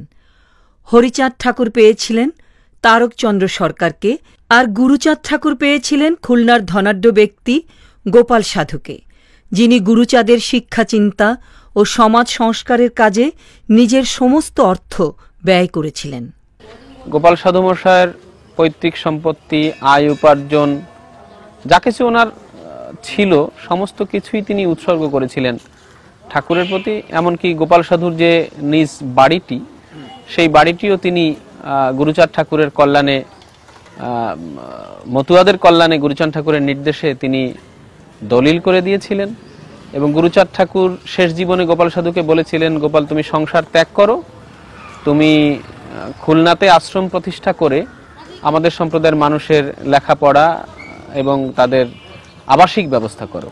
গোপাল সাধু খুলনার লবণচরায় গিয়ে তিনি 43 বিঘা জমির উপরে তিনি আশ্রম প্রতিষ্ঠা করেন, সেখানে ছাত্রাবাস প্রতিষ্ঠা হয়। এবং সেই 1940-এর দশকে গুরুচাঁদ ঠাকুরের নির্দেশে মতুয়াদের মধ্যে প্রথম ছাত্রাবাস এবং আমাদের দরিদ্র ছেলেদের সেখানে রেখে কর্তব্য পালন করেছেন। শ্রীধাম ওরাকান্দিকে কেন্দ্র করে যে সকল প্রধান প্রধান ভক্তরা তৎকালীন সময় মতুয়া ধর্ম বিকাশে, মতুয়া ধর্ম প্রচার প্রসারে কাজ করেছিলেন, তাদের সেই বিচরণ ভূমি, তাদের সেই আশ্রম, যে আশ্রম থেকে তারা ভক্তবৃন্দের সাথে সম্পৃক্ত থাকতেন, সম্পর্ক রাখতেন, সেই সমস্ত আশ্রমগুলিকে, সেই সমস্ত পীঠস্থানগুলিকে শ্রী শ্রী গুরুচাঁদ ঠাকুর শ্রীপাঠ হিসেবে ঘোষণা করেন। এবং লক্ষ্মীখালী, ওখানে বলা আছে যে 11তম শ্রীপাঠ ধাম লক্ষ্মীখালী, এভাবে আমরা জেনে থাকি। তো এইরকম গঙ্গাচরণা শ্রীপাঠ রয়েছে, তারক গোসাইয়ের বাড়ি, আমাদের 16টা শ্রীপাঠ রয়েছে। গুরুচাঁদ ঠাকুরের এই প্রজ্ঞাটা ছিল যে তাঁর অন্তজ সম্প্রদায়ের উন্নতির জন্যে তাকে রাজশক্তির কাছে যেতে হবে, এবং তিনি তা গিয়েও ছিলেন। তাই দেখি গুরুচাঁদ ঠাকুর ব্রিটিশ পণ্য বয়কটের কংগ্রেসের স্বদেশী আন্দোলনে যোগ দিতে চাননি। উনি মনে করতেন এটা সচ্ছল ও উচ্চবংশীয়দের আন্দোলন। তাই দেখি গুরুচাঁদ ঠাকুর ইংরেজদের করা 1905-এর বঙ্গভঙ্গ সমর্থন করেছিলেন। তার মনে হয়েছিল বঙ্গভঙ্গের ফলে তার সম্প্রদায়ের লাভ হবে। আবার 1921-এর গান্ধীজির অসহযোগ আন্দোলন তিনি সমর্থন করেননি, কারণ মনে করেছেন এই অসহযোগে তাঁদের লাভ হবে না। তিনি বলেন, অন্তজ মানুষদের পরনে এক ফালি বস্ত্র, আহার্য মোটা ভাত, তাদের বর্জন করার আছেটা কি? এদেশের উচ্চ শ্রেণীর মানুষেরা তাদেরকে তো মানুষ বলেই গণ্য করে না। তাই দেখি গুরুচাঁদ ঠাকুরের অনুসারীরা কৃষকদের তেভাগা আন্দোলনে সাহসী ভূমিকা রাখেন। আর 1971-এ বাংলাদেশের মুক্তিযুদ্ধে মতুয়ারা বিশালভাবে অবদান রাখেন। ওরাকান্দি হয়ে ওঠে বাংলাদেশের মুক্তিযুদ্ধের এক কেন্দ্রে। 71 সালে ওরাকান্দিতে বৃহত্তর ফরিদপুর সেক্টরের প্রধান মুক্তিযুদ্ধের প্রধান ঘাঁটি ছিল ওরাকান্দি। ওরাকান্দির এই ঘাঁটিটির যে একদম শীর্ষস্থানীয় যে মুক্তিযোদ্ধার নেতৃবৃন্দ, ওনারা এই ঘরটিতেই বসতেন। এই যে ঠাকুরের ছবির পাশের যে খাটটি, এই খাটটি মূলত আমার বাবা জ্যাঠামশাই উনরা বসতেন, এবং এটি ঠাকুর বাড়ির একটি সংরক্ষিত খাট, যে খাটে ঠাকুর পরিবারের ভিন্ন অন্য কোনো লোক বসে না। কিন্তু এই মুক্তিযুদ্ধ চলাকালীন সময়ে মুক্তিযুদ্ধের প্রধান যে ট্রেনিং ক্যাম্পটি ছিল সেটি ওড়াকান্দি হাই স্কুলে, এবং মুক্তিযুদ্ধের যে পরিকল্পনা বা নেতৃত্ব দানকারী যেসব ব্যক্তিবর্গ ওনরা এই খাটে বসতেন। এবং যারা আহত মুক্তিযোদ্ধাদের জন্য সেখানে চিকিৎসার ব্যবস্থা করা হতো।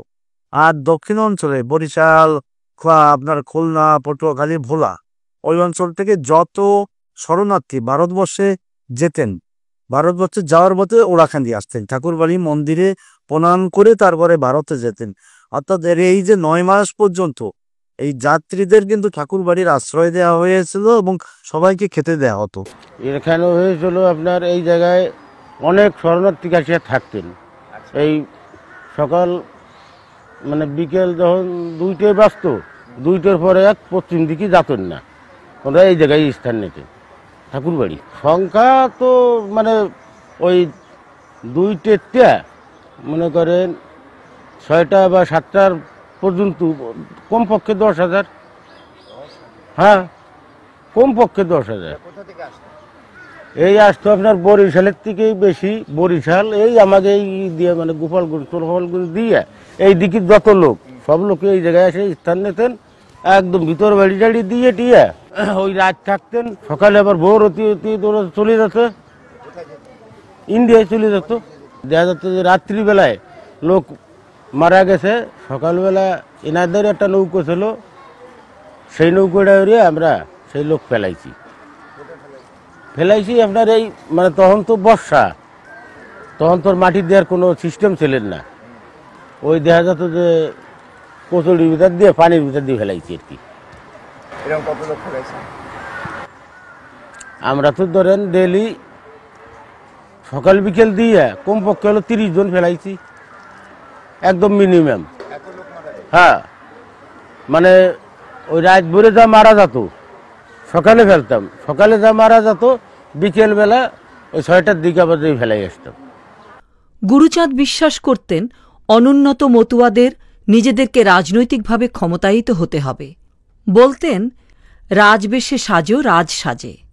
1935 সালে ভারত শাসন আইন প্রবর্তিত হলে তিনি দলিতদের উদ্দেশ্যে বলেন, আইনসভায় যাও, আমি বলি রাজা হও, দূর করো এ জাতির ব্যথা।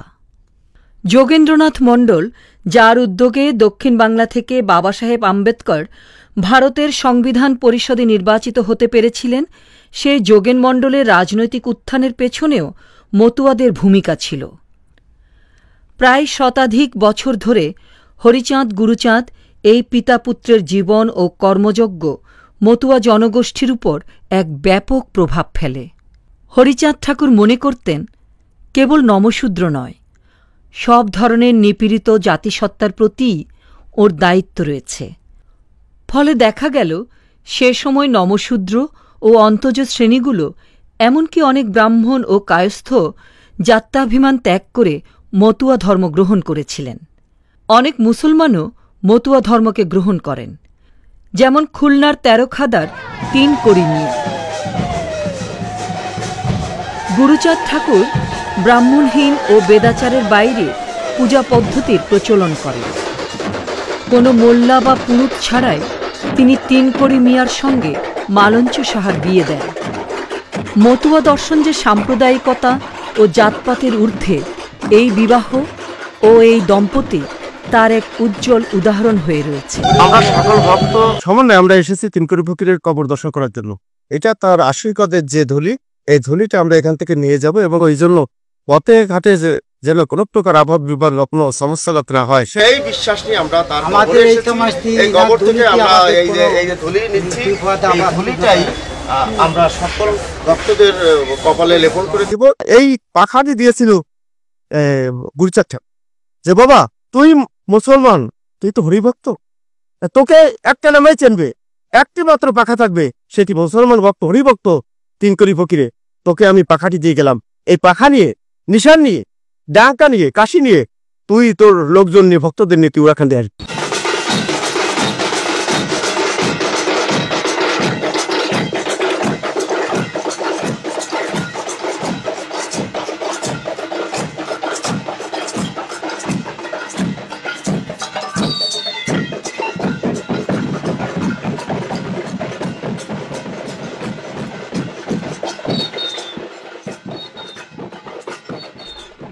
19 শতকের বাংলার বহুল আলোচিত বেঙ্গল রেনেসা ও ব্রাহ্ম ধর্মটা ছিল মূলত শহরকেন্দ্রিক। বিষয়টা কিছুটা শ্রেণীগতও ছিল। বাংলার উচ্চ ও মধ্যবিত্ত শিক্ষিত বাঙালি পরিবারগুলোই কেবল বেঙ্গল রেনেসা বা ব্রাহ্ম ধর্ম দ্বারা আলোকিত হয়েছিলেন। দেশের অন্তজ শ্রেণীগুলো বা গ্রাম বাংলা ছিল সে রেনেসার আলো থেকে বঞ্চিত ও অনেক দূরে। ব্রাহ্মণ্যতন্ত্রের বিরুদ্ধে লড়াইয়ের ক্ষেত্রে বাঙালি উচ্চবর্ণের সমাজ সংস্কারকদের চেয়ে আমরা বরং দেখব গ্রাম বাংলার সমাজ সংস্কারক হরিচাঁদ ঠাকুর অনেক বেশি দৃঢ়তা ও নির্ভীকতা দেখাতে পেরেছিলেন। এই রেনেসার যে সুফলটা সেটা মূলত যারা শহরের কাছাকাছি মানুষ ছিলেন তারাই সেটা ভোগ করেছিলেন। এমনকি হুগলি বা মেদিনীপুরের যে অন্তর্জ সমাজের যে মানুষ বালবি বাউরি দেখি আমরা দেখবো যে সেখানে কিন্তু শিক্ষার সুযোগ সম্প্রসারিত হয়। সেইখানে হরিচাঁদ পরবর্তীকালে তার ক্ষেত্রে হরিচাঁদ ঠাকুর যে শিক্ষা আন্দোলনটা সূচনা করতে সেটা একেবারে নিচুতলার মানুষের কাছে তুলছে। হরিচাঁদ গুরুচাঁদ ঠাকুরদের আন্দোলনের এক বড় কৃতিত্ব ছিল সরকারি তালিকা থেকে গালিবাচক চণ্ডাল বা চাঁড়াল অভিধাটা ঘুচিয়ে তাদেরকে নমশূদ্র জাতি হিসেবে স্বীকৃতি অর্জন করাতে পারা। দীর্ঘ সংগ্রামের পর 1911 সালে ডক্টর C.S. মিডের সাহায্যে গুরুচাঁদ ঠাকুর এ কাজে সফল হন। গুরুচাঁদ ঠাকুর সম্পর্কে শ্রদ্ধাশীল ছিলেন সুভাষচন্দ্র বসু। আমরা দেখি 1938 সালে কলকাতার অ্যালবার্ট হলে গুরুচাঁদ ঠাকুরের প্রথম মৃত্যুবার্ষিকীতে সুভাষচন্দ্র গুরুচাঁদ ঠাকুরকে সুপারম্যান বলে শ্রদ্ধা নিবেদন করছেন। মহাত্মা গান্ধীও গুরুচাঁদকে মহান গুরুচাঁদ বলে উল্লেখ করেছিলেন। মতুয়া ধর্ম আন্দোলনকে দেশে বিদেশে ছড়িয়ে দেবার জন্যে গড়ে উঠেছে একাধিক সংগঠন। 1947 সালে দেশভাগের পর এরপরে বাংলাদেশের স্বাধীনতা যুদ্ধ, এই সময়টায় মিশনের কার্যক্রম চলতেছিল, সেটি মোটামুটিভাবে চলতেছিল। পরবর্তীতে আমাদের ঠাকুরের ষষ্ঠ পুরুষ শ্রী শ্রী পদ্মনাভ ঠাকুর তিনি মূলত এই মিশনের হালটাকে ধরেন। এটাকে উনি প্রথম একেবারে রাজধানীতে নিয়ে আসেন। হরিচাঁদ ঠাকুর বলে গেছেন, কাহারও ধর্ম নিন্দা করো না, চরিত্র পবিত্র ব্যক্তির প্রতি জাতিভেদ করো না। এই বাণীগুলো ঠাকুরের আমরা ব্যাপকভাবে প্রচার করার চেষ্টা করি যে আমাদের মিলেমিশে থাকতে হবে, সবাইকে নিয়ে, সমস্ত সম্প্রদায়, সমস্ত ধর্ম সবাইকে নিয়ে আমাদের, যেহেতু আমরা যত মত সম্বোধন করি আমরা দেখছি তার ব্যাপক একটা অংশের শ্রোতা থাকে ইসলাম ধর্মাবলম্বী। তো এই সাম্যবাদী বিশ্ব মানবতাবাদী একটি দর্শন মতুয়া দর্শন। এই দর্শনের মূল উদ্দেশ্য আদর্শ নিয়েই আমরা বিভিন্ন জায়গায় বিভিন্ন প্রান্তে আমরা মতুয়া সম্মেলন করে থাকি। শুধু দেশ নয়, আন্তর্জাতিক পরিমণ্ডলেও আন্তর্জাতিকভাবে মতুয়া মহাসম্মেলন অনুষ্ঠিত হয়। ভারতবর্ষের প্রতিটি প্রদেশেই আমাদের ভক্তরা আছে। এছাড়া তো আমাদের কর্মকাণ্ড যেমন কানাডা চলছে, আমাদের কর্মকাণ্ড কানাডা, আমেরিকা চলছে, আমেরিকা তো প্রতিষ্ঠিত সেখানে। আমাদের পরবর্তী যে জেনারেশন যারা আসছে এই ফোর্থ ইন্ডাস্ট্রিয়াল রেভলিউশনের সাথে সামঞ্জস্য রেখে আমাদের পরবর্তী জেনারেশন যেন গড়ে উঠতে পারে, সেই লক্ষ্যে আমাদের নতুন জেনারেশনকে শিক্ষা দীক্ষায় দীক্ষিত করে সেভাবে গড়ে তোলা, যে কিভাবে গড়ে তোলা যায় সেই পথ আমরা তাদেরকে দেখানোর চেষ্টা করি। এবং সেই গরিব, একেবারে যারা গরিব শ্রেণীর মেধাবী ছাত্রছাত্রী রয়েছে তাদের জন্য শিক্ষাবৃত্তি প্রদানের ব্যবস্থা রেখে গেছেন, যেটা আমরা এখনো বর্তমানে আমরা চালু রেখেছি। এবং এই শ্রী শ্রী হরিগুরুচাঁদ মতুয়া মিশনের শুধুমাত্র একটি সংগঠন নয়, এর অঙ্গ সংগঠন রয়েছে 11টি। যেমন শ্রী শ্রী হরিগুরুচাঁদ মাতৃ সংসদ, শ্রী শ্রী হরিগুরুচাঁদ মতুয়া মিশন যুব সংসদ, শ্রী শ্রী হরিগুরুচাঁদ মতুয়া মিশন দাতব্য চিকিৎসালয়, এরকম করে মোট 11টি অঙ্গ সংগঠন রয়েছে। বর্তমানে আমাদের শ্রী শ্রী হরিগুরুচাঁদ মতুয়া মিশনের শাখা, এটা প্রায় 50টি জেলাতে কার্যক্রম চলছে। বাংলাদেশ মতুয়া মহাসংঘ মূলত শ্রী শ্রী হরিচাঁদ গুরুচাঁদ ঠাকুর কর্তৃক প্রবর্তিত এই মতুয়া ধর্ম দর্শনের প্রচার প্রসারে কাজ করে থাকে। আমাদের সমাজের প্রথম ব্যারিস্টার শ্রী প্রমথরঞ্জন ঠাকুরের মাধ্যমে এটি সম্প্রসারিত হয় এবং শ্রীধাম ওড়াকান্দি থেকে এর সূচনা হয় তৎকালীন খুলনা জোন থেকে 1942-43 সালে ধর্মীয় প্রসার, ধর্মদর্শনের বিকাশ এবং এই জনসমষ্টির কল্যাণ তথা একটি সামাজিক বিপ্লবের লক্ষ্যে বাংলাদেশ মতুয়া মহাসংঘ তখন ছিল না, তখন মতুয়া মহাসংঘ নামেই আত্মপ্রকাশ করে। আর বিশেষ করে আমরা সবাই জানি যে বাংলাদেশে নানা ধরনের সাম্প্রদায়িক সমস্যাও কিন্তু বাংলাদেশে রয়েছে। সেই সমস্যাগুলি যাতে বিকশিত না হয়, সেগুলি যাতে উত্তরোত্তর বিলোপ সাধন হয়, সেই জন্য ঠাকুরের নেতৃত্বে আমরা কাজ করছি। দরিদ্র ও মেধাবী শিক্ষার্থীদেরকে সহায়তা করার লক্ষ্যে 2013 সালে প্রতিষ্ঠিত হয় শ্রী শ্রী গুরুচাঁদ শিক্ষা ট্রাস্ট। এই ট্রাস্ট থেকে প্রতি বছর মেধাবী ছাত্রছাত্রীদেরকে বৃত্তি দেওয়া হয়। গুরুচাঁদ ঠাকুর যেখানেই যেতেন না কেন, ওনার একটাই কথা ছিল, শিক্ষা চাই, শিক্ষা চাই, শুধু শিক্ষা চাই, শিক্ষা ছাড়া এ জাতির কোনো উপায় নাই। এবং যদিও করো ভিক্ষা, ছেলে মেয়েকে দাও শিক্ষা। এই যে অমুক বাণীগুলো, এই বাণীগুলো তার ভক্তরা তখন চেষ্টা করছে অক্ষরে অক্ষরে পালন করার। আমাদের শীতলমারিতেই একদিনে 70টা গ্রামে পাঠশালা হয়। সৌভাগ্যক্রমে ওর একটা পাঠশালার বর্তমান হাই স্কুলের রূপ, এবং আমি সেই পাঠশালায় লেখাপড়া করছি সেই স্কুলে। এবং ওই যে শিক্ষা, ওই শিক্ষার খরচ পরিবহন করতো ভক্তরাই। তারা ওই মুঠ চাল, ওই যখন ভাত রান্না করতে যাবে তখন হরিচাঁদ ঠাকুরের নামে 3 মুঠ চাল উঠে রাখতো। বাবা হরিচাঁদ তুমি রক্ষা করো, বাবা হরিচাঁদ তুমি রক্ষা করো, বাবা হরিচাঁদ তুমি রক্ষা করো, এই বলে 3 মুঠ চাল উঠে রাখতো। ওইটা দিয়ে ওই পাঠশালা প্লাস পাঠশালার যে শিক্ষক তার বেতন দেওয়া হতো। যে মানুষটা তার জীবদ্দশায় 4553টা পাঠশালা করে গেছেন, অথচ তা কই একটাও তো নাই। তিনি এইভাবে স্কুলগুলো পরিচালনা করছেন। অথচ আমরা একটা স্টুডেন্ট, গরিব একটা স্টুডেন্ট, সে যাতে লেখাপড়ার অভাবে হারায় না যায় তেমন কোনো ব্যবস্থা তো আমরা করতেছি না। তারপরে তো ওই লিফলেট করা হবে। এর মধ্যে আমার ইউনিভার্সিটির কিছু ফ্রেন্ড ছিল, আরও কিছু পরিচিত, ওদের নিয়ে টিয়ে মোটামুটি কমিটি করার মতো মানুষ জোগাড় হয়ে গেল। করেন এমনও দিন গেছে আমার 1 লক্ষ টাকা নিয়ে ঘরে ফিরতে হয়েছে। রাত 12টা 1টায় ফোন করছে, আমি আপনার সদস্য হব। তো সেই 30,000 টাকা এই মাত্র 2 মাসে হয়ে গেল 7 লক্ষ টাকা। তারপরে তো শুরু হয়েছে, এখন মনে হয় 35 লক্ষ টাকা অ্যাকাউন্টে। সদস্য 600 কাছাকাছি। আমরা বছরে একটা সম্মেলন করি, ওই সম্মেলনের আগে অ্যাপ্লিকেশন ডাকি, বিশেষ করে যারা মতুয়া ঘরের তারা অ্যাপ্লিকেশান করো ইউনিভার্সিটিতে, ইঞ্জিনিয়ারিং এবং মেডিকেল। 5,000 টাকা। তার মধ্যে 20 জন 25 জন হয়ে যায় স্টুডেন্ট প্রতি বছর। মতুয়া ধর্ম শুধু একটা ধর্মান্দোলন নয়, এর কিছু সাংস্কৃতিক দিকও ছিল, যেমন মতুয়া সঙ্গীত ও মতুয়া সাহিত্য। মতুয়াদের নানা সাংস্কৃতিক কর্মকাণ্ডের মধ্যে মিছিল, হরিসঙ্গীত, হরিযাত্রা, কবিগান, মহোৎসব, হরির লুট ও বারুণীর স্নান বিশেষভাবে উল্লেখযোগ্য। প্রতি বুধবার মিলিত হয়ে মতুয়ারা নানা ধরনের হরিসঙ্গীত পরিবেশন করেন।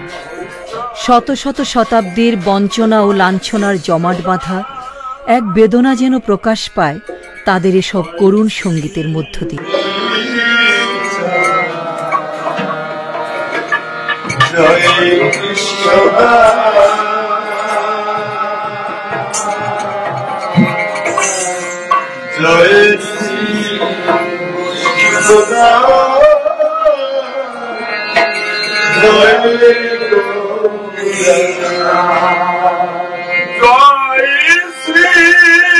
স্বরূপ দাস বংশ Oh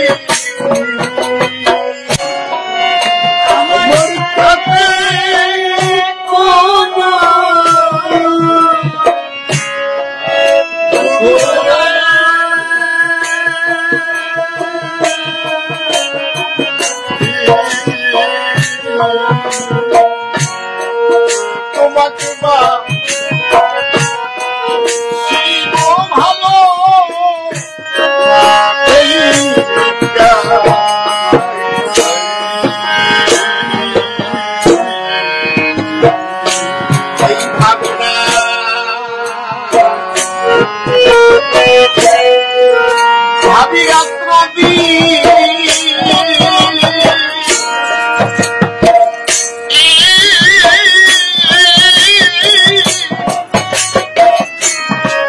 ভাবি রাত্র দিন তুমি হলো মোহিনী গঙ্গা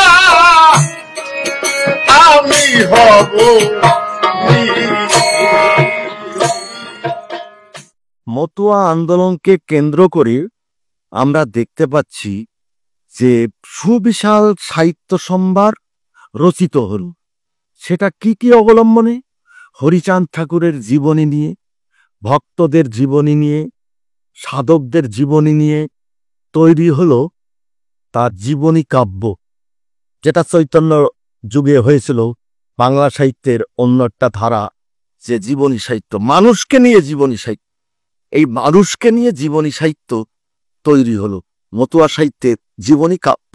সেটা গদ্যে পদ্যে ইংরেজিতে এ পর্যন্ত জীবনী সাহিত্য রচিত হয়েছে 155টি। তার মধ্যে বৃহত্তর হল গুরুচাঁদ চরিত দেখলেন, হরিলাল। আবার আমরা পালাগান দেখতে পাচ্ছি। সেখানে আরেকটা আছে আপনার আধুনিক নাটকের অনুসরণে মতুয়া নাট্য সাহিত্য। সেখানে আমি পেয়েছি 13খানা নাটক আর 67টা হরিযাত্রা পেয়েছি।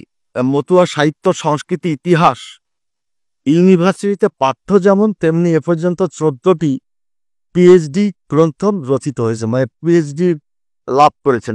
মতুয়া দর্শনের একটি গুরুত্বপূর্ণ কথা হচ্ছে ধানের তুল্য ধন নাই, গানের তুল্য সাধন নাই। এই কথাটার মধ্যে সাধনার সাথে সাথে একটা কৃষি সভ্যতার জয়গানও গাওয়া হয়েছে। হরিচাঁদ ঠাকুর নিজে ভালো সঙ্গীত পরিবেশন করতে পারতেন। এই যে মানে সঙ্গীতের সাধনা, সেইটা হচ্ছে মতুয়া সাধনার আরেকটা স্তম্ভ।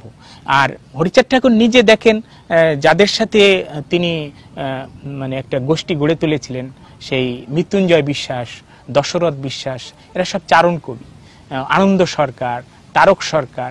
তার মানে একটা সংস্কৃতি সাধনাই হচ্ছে মতুয়া ধর্ম দর্শনের মূল জায়গা। এবং এই চারণ কবিদের এই লোকশিক্ষকের ভূমিকায় থাকার কারণে এই মধুপতির দুই পারের মানুষ একটা দার্শনিক চর্চার ভিতর চলে আসছে। হরিচাঁদের জন্মতিথিতে মতুয়া ভক্তগণ ডঙ্কা, কাশি, শিঙা বাজিয়ে এবং বিশেষ রঙের নিশান নিয়ে নেচে নেচে শোভাযাত্রা করেন।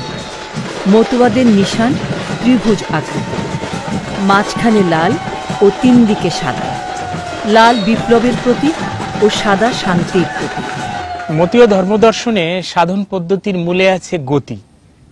গতি হচ্ছে জীবন, থেমে যাওয়া হচ্ছে মরণ। একটা মতুয়ার দল যখন ওড়াকান্দির দিকে যাত্রা শুরু করবে, সেই যাত্রার মধ্য দিয়ে তারা গতির মধ্য দিয়ে যাত্রা শুরু করে। এবং সেই যাত্রা শুধুমাত্র ব্যক্তি কেন্দ্রিক না, সেই যাত্রা যে একটা জাতিকে জাগরণের যাত্রা, সেটি এই সমাজের একজন চিন্তাবিদ বীরেন্দ্রনাথ বিশ্বাস, তিনি এই সাধনার বিষয়গুলোকে কতগুলো লাইনে খুব সুন্দরভাবে ব্যক্ত করেছেন। যে উদ্দাম মোদের গতি, চলি দলে দলে, যৌবনের প্রাণবন্যা, জেগে ওঠে মৃত নদী জলে। মৃত্যুর স্তব্ধতা ভেদি জীবনের জয়ঢঙ্কাজ, দিগন্ত ধ্বনিত করি, দীপ্ততে যে উঠিতেছে বাড়ি। ভয়েরা লুকায় ভয়ে, মৃতজন কেঁপে ওঠে ত্রাসে, নিদ্রাত্যাগী নরনারী দলে দলে পথে ছুটে আসে। আবেশ কম্পিত বক্ষ, বিস্ফারিত রক্তিম নয়ন, উদ্দাম নৃত্যের ছন্দে ছুটে চলে চঞ্চল চরণ। পথশেখ বন্ধুর কত দূর, ওড়াকান্দি আর কত দূর। দেশভাগের পর লক্ষ লক্ষ মতুয়া পরিবার পূর্ববঙ্গ ত্যাগ করে উদ্বাস্তু হতে বাধ্য হন। তাদের আশ্রয় জোটে ভারতের বিভিন্ন উদ্বাস্তু শিবিরগুলোতে কিংবা পশ্চিমবঙ্গের রেললাইনের ধারে। কাউকে বা যেতে হয় জঙ্গল ও পাহাড় বেষ্টিত উত্তরাখণ্ডে, দুর্গম দণ্ডকারণ্যে, কিংবা সাগর পেরিয়ে সুদূর আন্দামানে। এখানে নৈতালে কতজন মতুয়া আছে মনে করে? প্রায় আসামের পরিবার এখানে রয়েছে। তাতে পরিবারের মধ্যে লোকজন বিভিন্ন কটে থাকে, তো কেউ বৈষ্ণব, কেউ শাক্ত, কেউ শৈব, এই রামভক্ত, কেউ মতুয়া আদর্শ। এখানে এসে আমি দেখলাম মাত্র 5-7টা লোক ছিল বৃদ্ধ, তারাই এই মতুয়া বাবা অন্যদের চল। তাকে সবাই প্রায় ধেয় বা ঘৃণা। বিজয় সত্তার নাম করে খানপুরের একটা বাঙালি ছেলে, সে বলল যে আমি গুরুকে একটা দান করব। কয়েকজন বললে এই বাজারের এলাকায় অল্প কি জমি দান কর, যেখানে এক পদ ভূমিতে দাঁড়াইয়ে সেখানে সকলকে কর করতে হবে।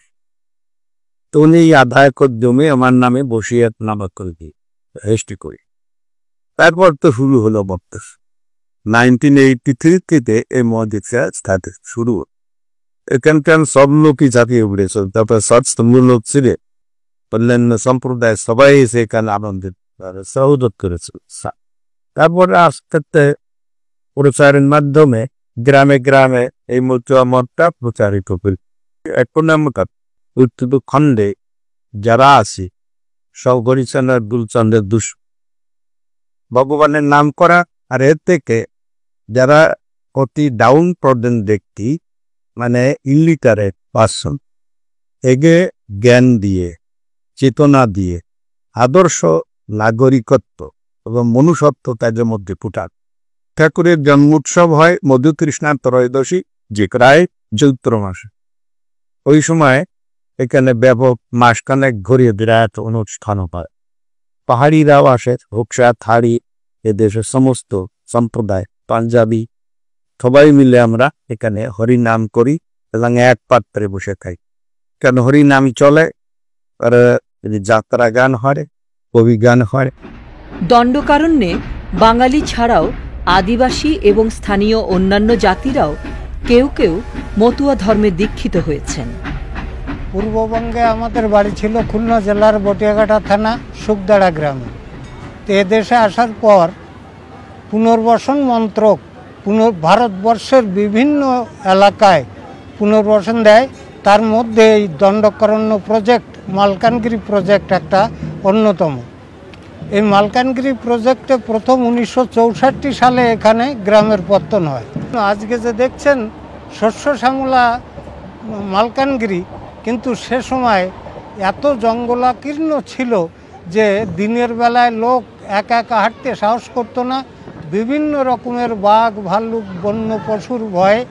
তো সেই অবস্থায় 1987 সালে আমরা কয়েকজন মিলে একটা চিন্তাধারা নেই যে অন্তত আমাদের এই মানুষগুলি যে যেখানে আছে, আমাদের একটা সংগঠন যদি তৈরি করি, সেই সংগঠনের মাধ্যমে আমরা একে অপরের মধ্যে মিলতে পারবো, নিজেদের সুখ দুঃখের কথা বলতে পারবো।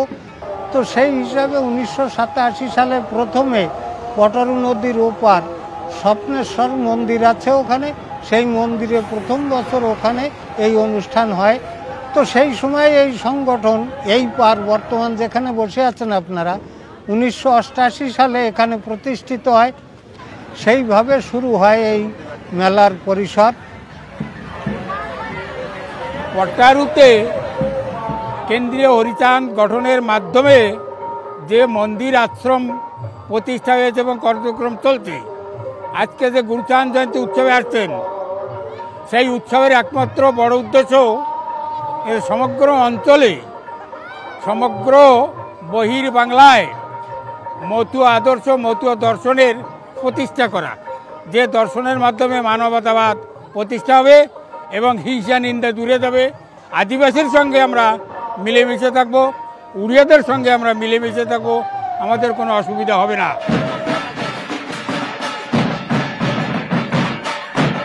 লক্ষের উপরে লোক হয় এখানে, মালকানগিরির মানুষই বা বিভিন্ন অন্য অন্তর্রাজ্য থেকেও, যেরকম মহারাষ্ট্র, ছত্তিশগড়, ওমারকোট, আরও পশ্চিমবাংলা এবং বিভিন্ন জায়গা থেকে ভক্তরা আসেন এখানে। আমার হরিচাঁদ গুরুচাঁদ ঠাকুর এসে মেয়েদের মাতৃজাতি বলে তাদেরকে সম্মান দিয়েছে এবং তাদেরকে শিক্ষিত করার জন্যে, যে মাতৃজাতি যদি শিক্ষিত না হয় তাহলে ছেলে মেয়ে কোনো দিন মানুষ হবে না। এটা একটা সহজ সরল ধর্ম, এটাতে কোনো ছুয়া খাওয়া অমুক তমুক, একটা সূক্ষ্ম সনাতন ধর্ম সহজ সরলভাবে আমাদেরকে দিয়ে গেছে যে হাতে কাজ করো, মুখে নাম করো। দণ্ডকারণ্যের মালকানগিরির পটেরু মন্দিরে প্রতি বছর মতুয়াদের দ্বারা পরিচালিত হয় এক মেলা, যে মেলাতে মতুয়ারা ছাড়াও স্থানীয় অধিবাসীরাও অংশ নিয়ে থাকেন। আগে আমার বাবা অল্প তো চর্বি ফর্বি ভালো ছিল না, তো অল্প তো মাল ডাল তো খাতো। খাওয়ার পরে কি কইছে, ওরা সাঙ্গ কইছে যে এরকম অল্প তো দিকিয়া নাও বাঙালির দিয়ে পরিচয় মতে, সে সময়তে ভালো থাকবে। তাই দিয়ে আমার বাবা পরিচয় মতে গেছে। ও যাওয়ার পরে তারপরে আমি ও দীক্ষা নিয়েছি। ঠাকুরের নাম দেব না এ করে সব কিছু আসবে, সংসার সব সত্যনাশ হয়েছিল, তাও ভালো হয়েছে। তা মধুয়া দেখলে তো আমার রাগ লাগে, আমার অল্পটু শান্তি ঠাকুরের দীক্ষা নিয়েছি। আর আদিবাসীদের সঙ্গে আমাদের তখন অ্যাডজাস্টমেন্ট, এখন তো একটা ভাইচারা তৈরি হয়ে গেছে। আমরা আদিবাসীদের নিজের ভাই, তারা আমাদের ভাই বলে আমাদের আত্মীয়তা হচ্ছে ওদের সঙ্গে। তখন এই অনুকূল পরিস্থিতিটা ছিল না। এরা যে মতুয়া ধর্মকে প্রস্ফুটিত করে তোলার চেষ্টা করছে, যে জাতপাত মানি না, আমরা সব এক জায়গায় এক প্ল্যাটফর্মের লোক, ভাই ভাই এক থালে একসঙ্গে খাচ্ছি। আমার তো মুসলমানও শিষ্য আছে, আমার ব্রাহ্মণ ছেলেও শিষ্য আছে আমার, এবং আদিবাসী বহুত আছে, বহুত এক একটা গ্রামে মহোৎসব করে আদিবাসী ছেলেরা।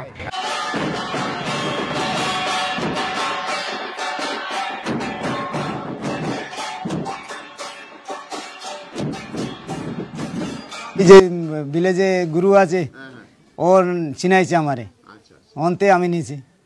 আমি 3-4 বছর ওরা ওই জায়গা মোৎসব হয়েছে, আমি ওই জায়গা গেছি, তা কয়েছে এটা নিলে ভালো, ওই জায়গা শুনছি। তারপরে আমাকে রবীন্দ্র বাবা ওইতে গুরু ডাকি নিয়ে আইছে, আমি নেব। হ্যাঁ, ও গুরু বাবারে আমার নিয়ে আমিও নেব। দণ্ডকারণ্যের প্রতিকূল পরিবেশও মতুয়া পরিবারের ছেলেমেয়েরা আজ শিক্ষার ক্ষেত্রে ভালো করছে। আমাদের ব্লকে 276টা স্কুল আছে, এবং যে ছেলেমেয়েরা পড়াশুনো করে তাদের তো সব কিছু ফ্রিতে দেওয়া হয়। হোস্টেলের ব্যবস্থা আছে, যদি তারা হোস্টেলে না থাকছে তাদের স্টাইপেন্ডের ব্যবস্থা সরকার এখানে করেছে। লেখাপড়া শিখে আমরা অনেকেই চাকরি বাকরি করছি।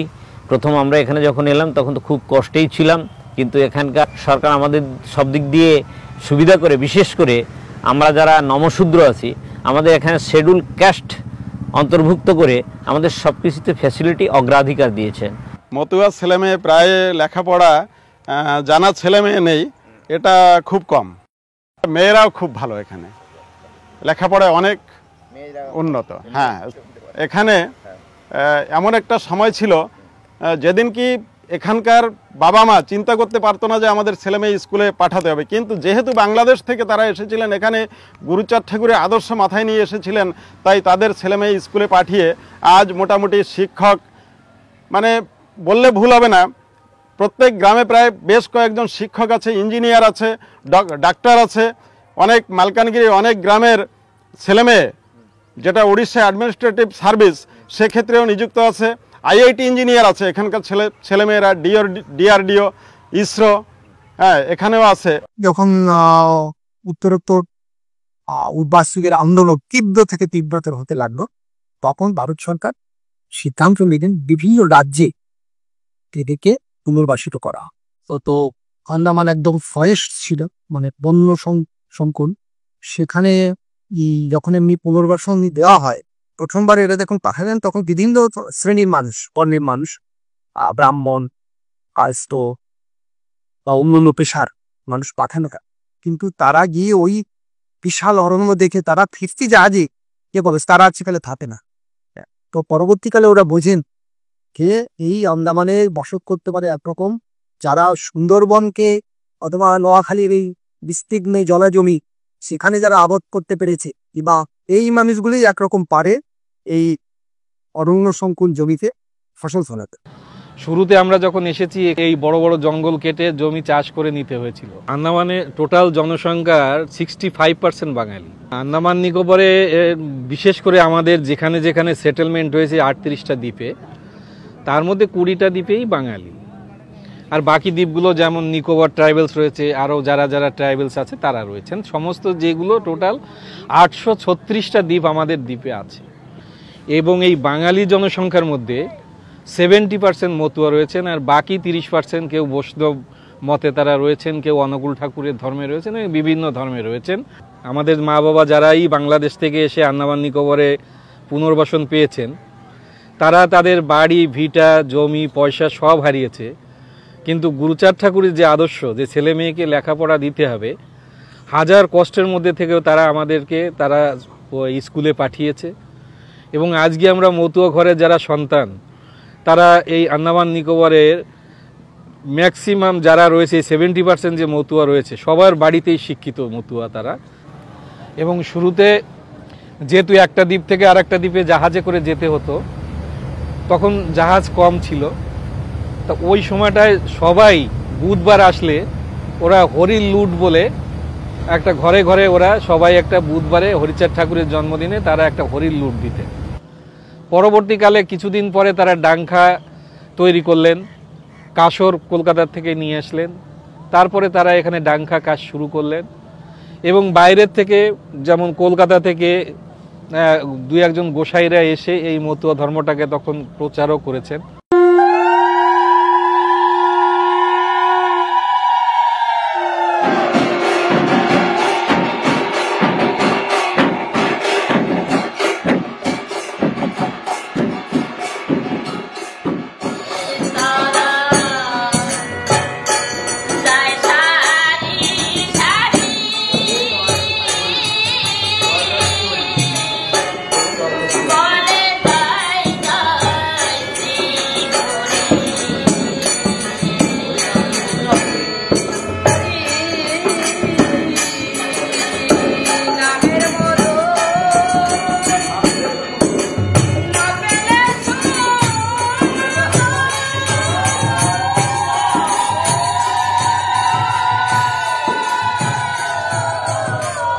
আমাদের বাড়ি ছিল খুলনা জেলা।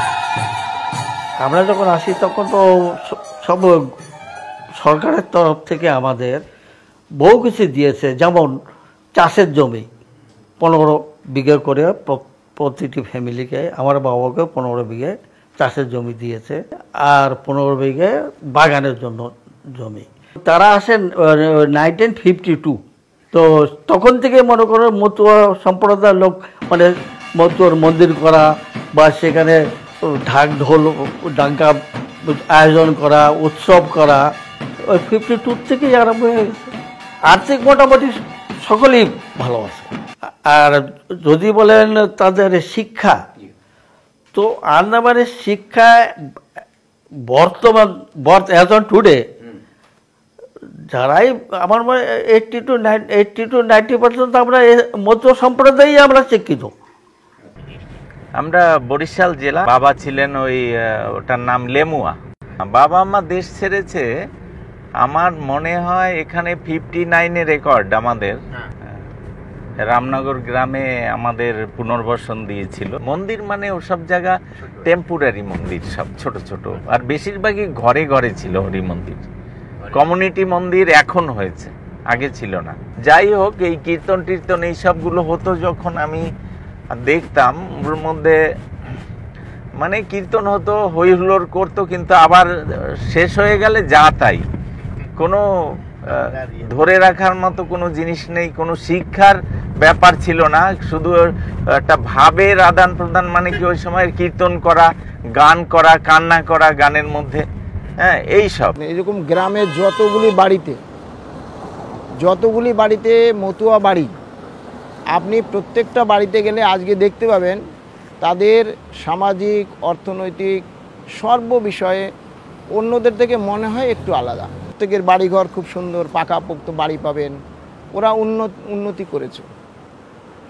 ঠাকুরের আদর্শ কি? একটা মানুষ তাকে বলছে তুমি কর্মবীর হবে, প্রথম কথা তুমি হাতে কাম মুখে নাম করবে, কর্মবীর মানে তোমাকে কর্মকে গুরুত্ব দাও, কর্মই ধর্ম। এবং ওর জন্য আমরা এই জেনারেশনের মানুষ, বিশেষ করে আমরা যারা বসে আছি, এরা মিলে এখানে একটা জমি আমরা কিনেছি গুরুচাঁদ মিশন তৈরি করার জন্য। প্রায় 7.5 বিঘা জমি আছে আমাদের। তার আমরা সবাই এর মধ্যে মেম্বার আছি। সুধীর দা ওর জেনারেল সেক্রেটারি। এবং পরবর্তীকালে আমরা এই কমিউনিটিকে ডেভেলপ করার জন্য ওই মিশনের দ্বারা আগে বাড়ব। নতুন প্রজন্ম নতুনভাবে আকর্ষিত হচ্ছে। নতুনভাবে আকর্ষিত হচ্ছে। এই যে মানে ধর্মের টান যেটা না সেটা একটু কম, কিন্তু ওই যে নাচ গান লাফালাফি ওই ডাঙ্কা মারি ওটা কিন্তু করছে। কিন্তু ওই কেন করছে, তাদের অন্তর্নিহিত কারণটা কি, ওইটা একটু কম। এখানে মোটামুটি ধরুন 836টা দ্বীপ, 836টা দ্বীপে প্রায় 40-45টা দ্বীপে লোক আছে, এবং অধিকাংশ দ্বীপে এই ডাঙ্কা কিন্তু বাজছে। হরিনামের ডাঙ্কা কিন্তু প্রায় জায়গায় বাজছে, যেখানে যেখানে বাঙালি আছে প্রায় জায়গায় বাজছে। ওই ডাঙ্কা বাদ্য শুরু হলো, ওই নতুন নতুন ছেলেরাও বাজাবে, বাজাতে বাজাতে সব ফ্ল্যাট হয়ে পড়ে, কিন্তু বন্ধ হয় না। এই যে মতুয়া ধর্মে একটা রীতি আছে ব্রাহ্মণ্য বর্জিতভাবে কাজকর্ম করা, এবং আমার পিতা উনি এই যে ব্রাহ্মণ্য নিয়মকে একটু উপেক্ষা করতেন। তো উনি মৃত্যুর আগে উইল করে গেছেন যে আমার শ্রদ্ধানুষ্ঠান মতুয়া ধর্ম মতে ব্রাহ্মণ বর্জিত রূপে হবে, নইলে আমার বংশের অমঙ্গল হবে। তো আমরা পিতার এই কার্য না আমরা ব্রাহ্মণ্য বর্জিত মতুয়া ধর্ম মতে করেছি, এবং তাতে আমাদের কিছু লোক বিরোধিতা করেছে, স্বাভাবিকভাবে বিরোধিতা করবে, গ্রামের লোক কিছু কম এসেছে। তারপরেই 6 মাস পরে আমার মা মারা গেলেন, তখনও মার কাজও ওই মতুয়া ধর্ম মতে করলাম, কিন্তু তখন অনেক লোক এসছে। প্রথমবার একটু বিরোধিতা করে পরের কিন্তু এসছে। বাংলা ভাগের পর পশ্চিমবঙ্গের 24 পরগনার বনগাঁর কাছে ঠাকুরনগরকে ঘিরে গুরুচাঁদ ঠাকুরের পৌত্র প্রমথ রঞ্জন ঠাকুর বা পিয়ার ঠাকুরের উদ্যোগে গড়ে উঠেছে মতুয়াদের আরেকটা নতুন কেন্দ্র। ঠাকুরনগরের প্রথম প্রতিষ্ঠা হয় 1948 সালে। স্বর্গীয় প্রমথ রঞ্জন ঠাকুর, ব্যারিস্টার প্রমথ রঞ্জন ঠাকুর এটাকে প্রথম ঠাকুরল্যান্ড অ্যান্ড ইন্ডাস্ট্রিজ প্রাইভেট লিমিটেড করেছিলেন। তো সেখান থেকেই এর যাত্রা শুরু। পরবর্তীতে নগর তৈরি হলো, এবং ঠাকুরনগর হওয়ার পরে এখানে হসপিটাল, এখানে স্কুল, এখানে কলেজ, সমস্ত কিছুই ধীরে ধীরে ধীরে ধীরে গড়ে উঠেছে। ঠাকুরনগর যখন সৃষ্টি হয়, প্রথম পিয়ার ঠাকুর তার শিক্ষাকেই অগ্রাধিকার দিয়েছে, যেটা হচ্ছে মত ধর্মের মূল দর্শন। শিক্ষা একমাত্র মেরুদণ্ড। এখানে প্রাইমারি স্কুল, হাই স্কুল, মেয়েদের জন্য গার্লস স্কুল, পরবর্তীকালে কলেজ করার ওনার খুব মানে ছিল, কিন্তু সেই হিসেবে লাস্টে উনি করে যেতে পারেনি। সেটা আমাদের সরকার পিয়ার ঠাকুরের নামে গভর্নমেন্ট কলেজ এখানে করে দিয়েছে। পরবর্তীকালে আমরাই সরকারের কাছে দাবি করেছি হরিগুরুচাঁদের ইউনিভার্সিটি নাম করে সেখানে তাদের সেই সম্মান দিয়েছে। ভারতের পশ্চিমবঙ্গে মতুয়াদের বিশাল সংখ্যক উপস্থিতির কারণে বর্তমানে মতুয়ারা পরিণত হয়ে পড়েছে ভারতের বড় বড় রাজনৈতিক দলগুলোর কাছে একটা বড় ভোট ব্যাংকে। ভারতের বড় রাজনৈতিক দলগুলো মতুয়াদের ভোট পাবার আশায় তাদেরকে পক্ষে টানার জন্যে ইদানিং নানা রকমভাবে চেষ্টা করে যাচ্ছে। আমরা বসে আছি পবিত্র কামনা সাগর পাড়ে। মতুয়া জগতের সাথে সম্পৃক্ত সবচেয়ে পবিত্র পুণ্য দিঘি এটি। প্রতি বছর মধুকৃষ্ণা ত্রয়োদশী তিথিতে এই কামনা সাগরে শ্রীধাম ওরাকান্দিতে আগত লাখো লাখো ভক্তবৃন্দ অবগাহন করেন। ওনারা পবিত্র হওয়ার জন্য, নিজেদেরকে শুদ্ধ করার জন্য, ইহজাগতিক পাপমোচন, পারমার্থিক কল্যাণ অর্জনে সম্পূর্ণ আধ্যাত্মিকতায় নিমজ্জিত হয়ে এই কামনা সাগরে স্নান করে থাকেন। প্রতি বছর হরিচাঁদের জন্মতিথি উপলক্ষে ওরাকান্দির কামনা সাগর দিঘিতে বারুণীর স্নান ও মেলা অনুষ্ঠিত হয়। লক্ষ লক্ষ মানুষ তাতে অংশগ্রহণ করে। প্রতি বছর ওরাকান্দির বারুণীর মেলায় আসার জন্যে দক্ষিণ বাংলা সহ সারা দেশের মতুয়াদের মধ্যে গ্রামে গ্রামে চলে ব্যাপক প্রস্তুতি। কোনো কোনো গ্রামে নারী মতুয়ারা নিজেরাই আয়োজন করে একটা দল নিয়ে ওরাকান্দির মেলায় আসে। আগে মতুয়াদের সব দলই ওরাকান্দির বারুণীর মেলায় আসত নৌকায়, এখন আসে মূলত বাসে, ভ্যানে, রিকশায়, নৌকায় বা ট্রলারে। তবে পায়ে হেঁটেই আসে বেশিরভাগ ভক্তরা। যাত্রাপথে তারা কোনো গ্রামের কোনো মতুয়া পরিবারে রাত্রিবাস করে। সকালে আবার তারা বেরিয়ে পড়ে ওরাকান্দির পথে। খুলনার 13 খাদার মুসলমান মতুয়া ভক্ত তিনকড়ি মিয়ার আশ্রম থেকেও আসে ভক্তদের একটা দল। তিনকড়ি মিয়ার ভক্তদের এই দলটা না এলে বারুণীর মেলার অনুষ্ঠানাদি শুরু হয় না। কবে শ্রীদা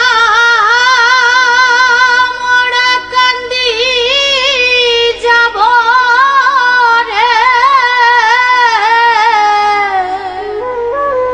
ওরে আমার পরাণ কান্দে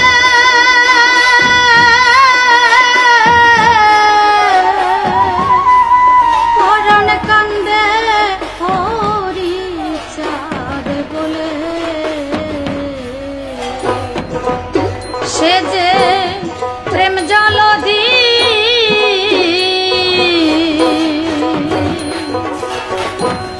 দিনদর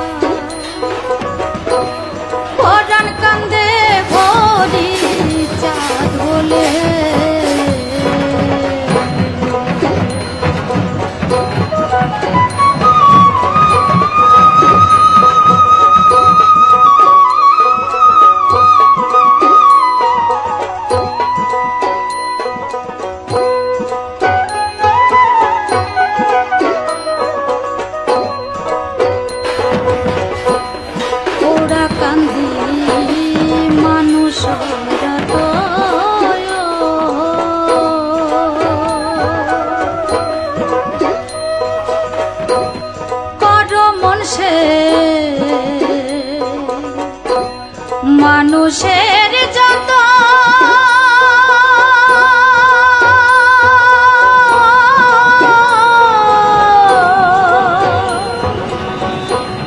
বন্ধু কেউ নাই তাহারই মতো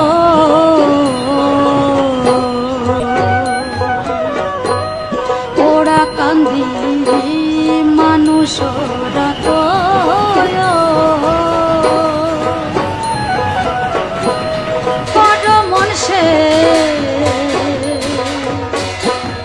মানুষের যত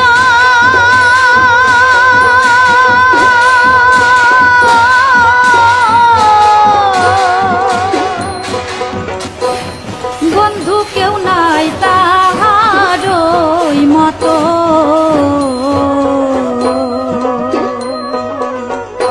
ও তার যতনে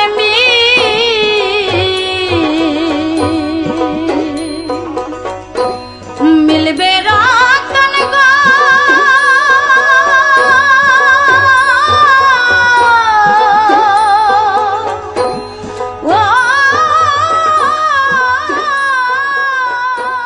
একই দিনে পশ্চিমবঙ্গের ঠাকুরনগরেও অনুষ্ঠিত হয় এই বারুণীর মেলা। ঠাকুরনগরের বারুণীর স্নানেও অংশ নেয় লক্ষ লক্ষ ভক্তরা। সবচাইতে বড় কথা হচ্ছে ঠাকুরনগরের যে ঐতিহ্য মেলা, পূর্ণব্রহ্ম শ্রী শ্রী হরিচাঁদ ঠাকুরের আবির্ভাব তিথি উপলক্ষে যে মেলা হয়, সেটা একটা ভারতবর্ষের বুকে একটা ব্যাপক আলোড়ন সৃষ্টিকারী ফেয়ার মেলা বলে আমরা মনে করি। মেইন হচ্ছে এর যে মুখ্য উদ্দেশ্য হচ্ছে বারুণী স্নান, যেটাকে হলি বার্থ বলে। সেই বারুণী স্নানের মাধ্যমে ওই দিন যারা ভক্ত আছে তারা পূর্ণ স্নান করেন এবং ঠাকুরের জন্মতিথি উপলক্ষে তারা স্নানের মাধ্যমে আশীর্বাদ নেন এবং মন্দিরে তাদের পূজা পার্বণ থাকে। পাশাপাশি মেলা টাইপের বসে সাংস্কৃতিক কালচারাল মেলা, বিভিন্ন ধরনের মানে এন্টারটেনমেন্টেরও লোকজন আসে। এগুলো নিয়ে একটা সার্বিক যাকে বলে যে উচ্ছ্বাস বা আনন্দ এখানে মানুষ হয় ওই দিনগুলোতে। 7 দিনের মেলা হয়। তো বিভিন্ন রকম মানুষ, বিভিন্ন সম্প্রদায়ের মানুষ এখানে আসে, ভিড় করে। ঠাকুরের নামে জয়ধ্বনি চলতে থাকে আমাদের, ডঙ্কা কাসর নিশান নিয়ে। ভারতবর্ষের প্রত্যেকটা স্টেট থেকে ভক্তরা ওই সময় আসে, তারা সংগঠিত হয়, মূলত তাদেরই মেলা। হরি ঠাকুর যখন জন্মগ্রহণ করেছিল, আমরা মধুকৃষ্ণ ত্রয়োদশী তিথিটা ধরি। মানুষ সেটা মানে বলতে বলতে তাদের ভিতরে সেই শুনতে শুনতে সে অভ্যস্ত হয়ে গেছে, তাই বারুণী ছিলেন। কিন্তু আমরা তো পুজোর অধিকারই ছিল না, আমাদের তো শিক্ষার অধিকার নেই, পুজোর অধিকার নেই, ধর্মের অধিকার নেই। তাহলে আমরা তো ওই স্নানের অধিকার আমাদের ছিল না। আমাদের অধিকার দিল হরি ঠাকুর, এবং আমরা হরি ঠাকুরের জন্ম উৎসবে মধুকৃষ্ণ ত্রয়োদশীতে আমরা স্নানটা করি।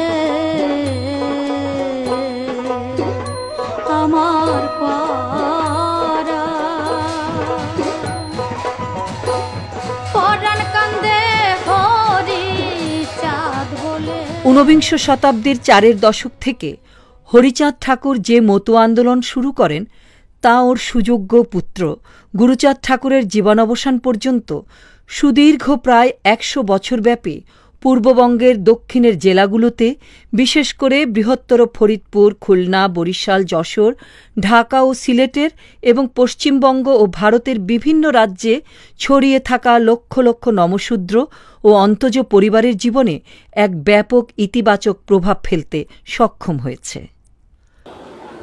হরিচাঁদ গুরুচাঁদের যে স্বপ্ন ছিল, সেই স্বপ্ন যদি তার সময় সফল হতো, তার থেকে আর আনন্দের কিছু ছিল না।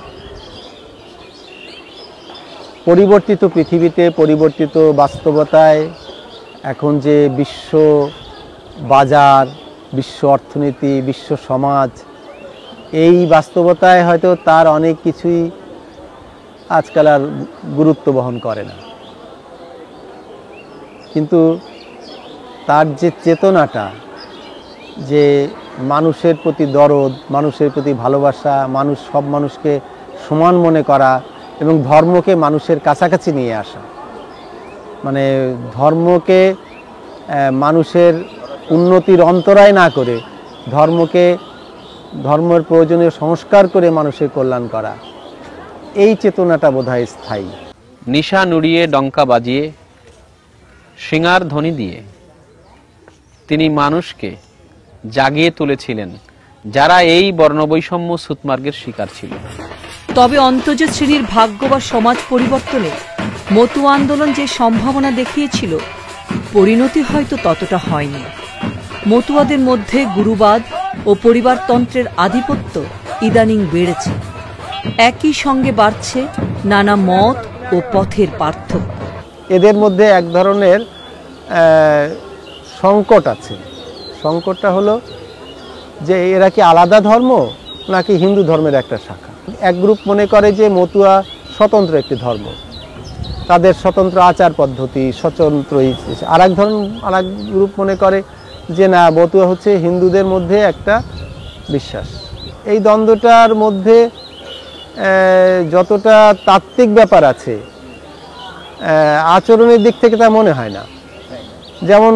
যেমন ধরা যাক, যিনি মনে করেন যে মতুয়া আলাদা ধর্ম, তিনিও কিন্তু এই দুর্গাপূজার সময় দুর্গাপূজা করেন, সরস্বতী পূজার সময় সরস্বতী পূজা করেন। হ্যাঁ, কিছু পূজা যেগুলো একেবারে বৌদ্ধ যুগ থেকে চলে এসছে, সেই পূজাগুলো কিন্তু তারা সবাই করেন। রামায়ণ মহাভারত সে পুরাণকে তারা সবাই মনে করেন। মতুয়া ধর্মের অন্য অন্য যে সাইডগুলো, এটা যে পতীত থেকে উদ্ধারের ধর্ম, এটা হরিগুরুচাঁদ যে আসছিলেন, যে কাজগুলো করে গেছেন, সব কিছু কিন্তু কালের গর্ভে হারিয়ে গেছে। এখন শুধু বাজনাটা বাকি আছে, নামটা বাকি আছে, এর মধ্যেই ভক্তরা সীমাবদ্ধ। যে কোনো পুরনো ধর্মবিশ্বাস থেকে পুরোপুরি মুক্ত হওয়াটা সহজ নয়। তাই ব্রাহ্মণ্যবাদ ও বৈষ্ণব ধর্মের কিছু প্রভাব ও অপসংস্কার মতুয়াদের মধ্যে আজও রয়ে যেতে দেখা যায়। রয়ে গেছে সনাতন ধর্মের অবতারবাদ ও গুরুবাদের নানা অপপ্রভাব। ফলে সমাজ মুক্তির পথ প্রদর্শক হরিচাঁদ ও গুরুচাঁদ ঠাকুরকে সাধারণ মতুয়া ভক্তরা আজ যতটা দেবতাজ্ঞানে পূজা করে থাকেন, লক্ষ্য করলে দেখা যায় ওদের দেখানো পথ ও নির্দেশ হয়তো তারা ততটা নিষ্ঠা সহকারে অনুসরণ করছেন না। হরিচাঁদ ঠাকুর বা গুরুচাঁদ ঠাকুর যে যা করেছেন তার কাছে চিরকাল দায়বদ্ধ থাকবে এই কমিউনিটির মানুষ। এদের সংগঠিত করে এদেরকে নতুন একটা রাস্তা দেখিয়েছিল, বাঁচার একটা অবলম্বন ওনারা দিয়েছিলেন। হ্যাঁ, তা এটার কাছে সারা জীবন কৃতজ্ঞ থাকব। কিন্তু ওনারা গুরুচাঁদ ঠাকুর চলে যাওয়ার পরে মতুয়া কমিউনিটির যেভাবে মানে উন্নয়ন হওয়া উচিত ছিল সেইটা হয়নি। তারপরও মতুয়ারা এক বিশাল সামাজিক শক্তি, বিশেষ করে উভয় বাংলার দক্ষিণাঞ্চলের জেলাগুলোতে। আগামীতে যারাই বাংলার যে কোনো অংশে রাষ্ট্র ও সমাজে কর্তৃত্ব করতে চাইবেন, মতুয়াদের এই বিশাল সংখ্যাধিক্য ও তাদের সংগ্রামী স্পৃহাকে তাদেরকে বিবেচনায় রাখতেই হবে।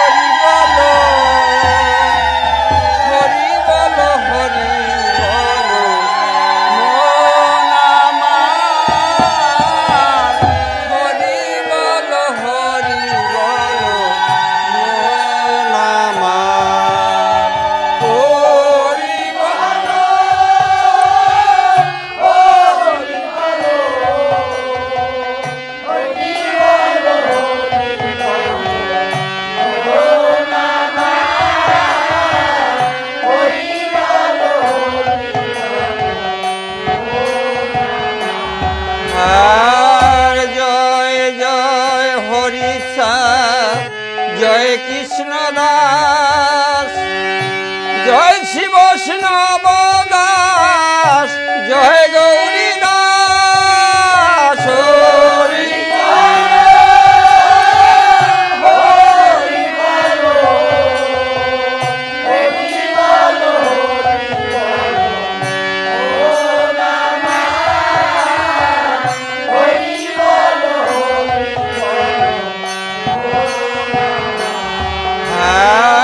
জয় শ্রী স্বরূপ দাস পঞ্চ সহোদর, পতিত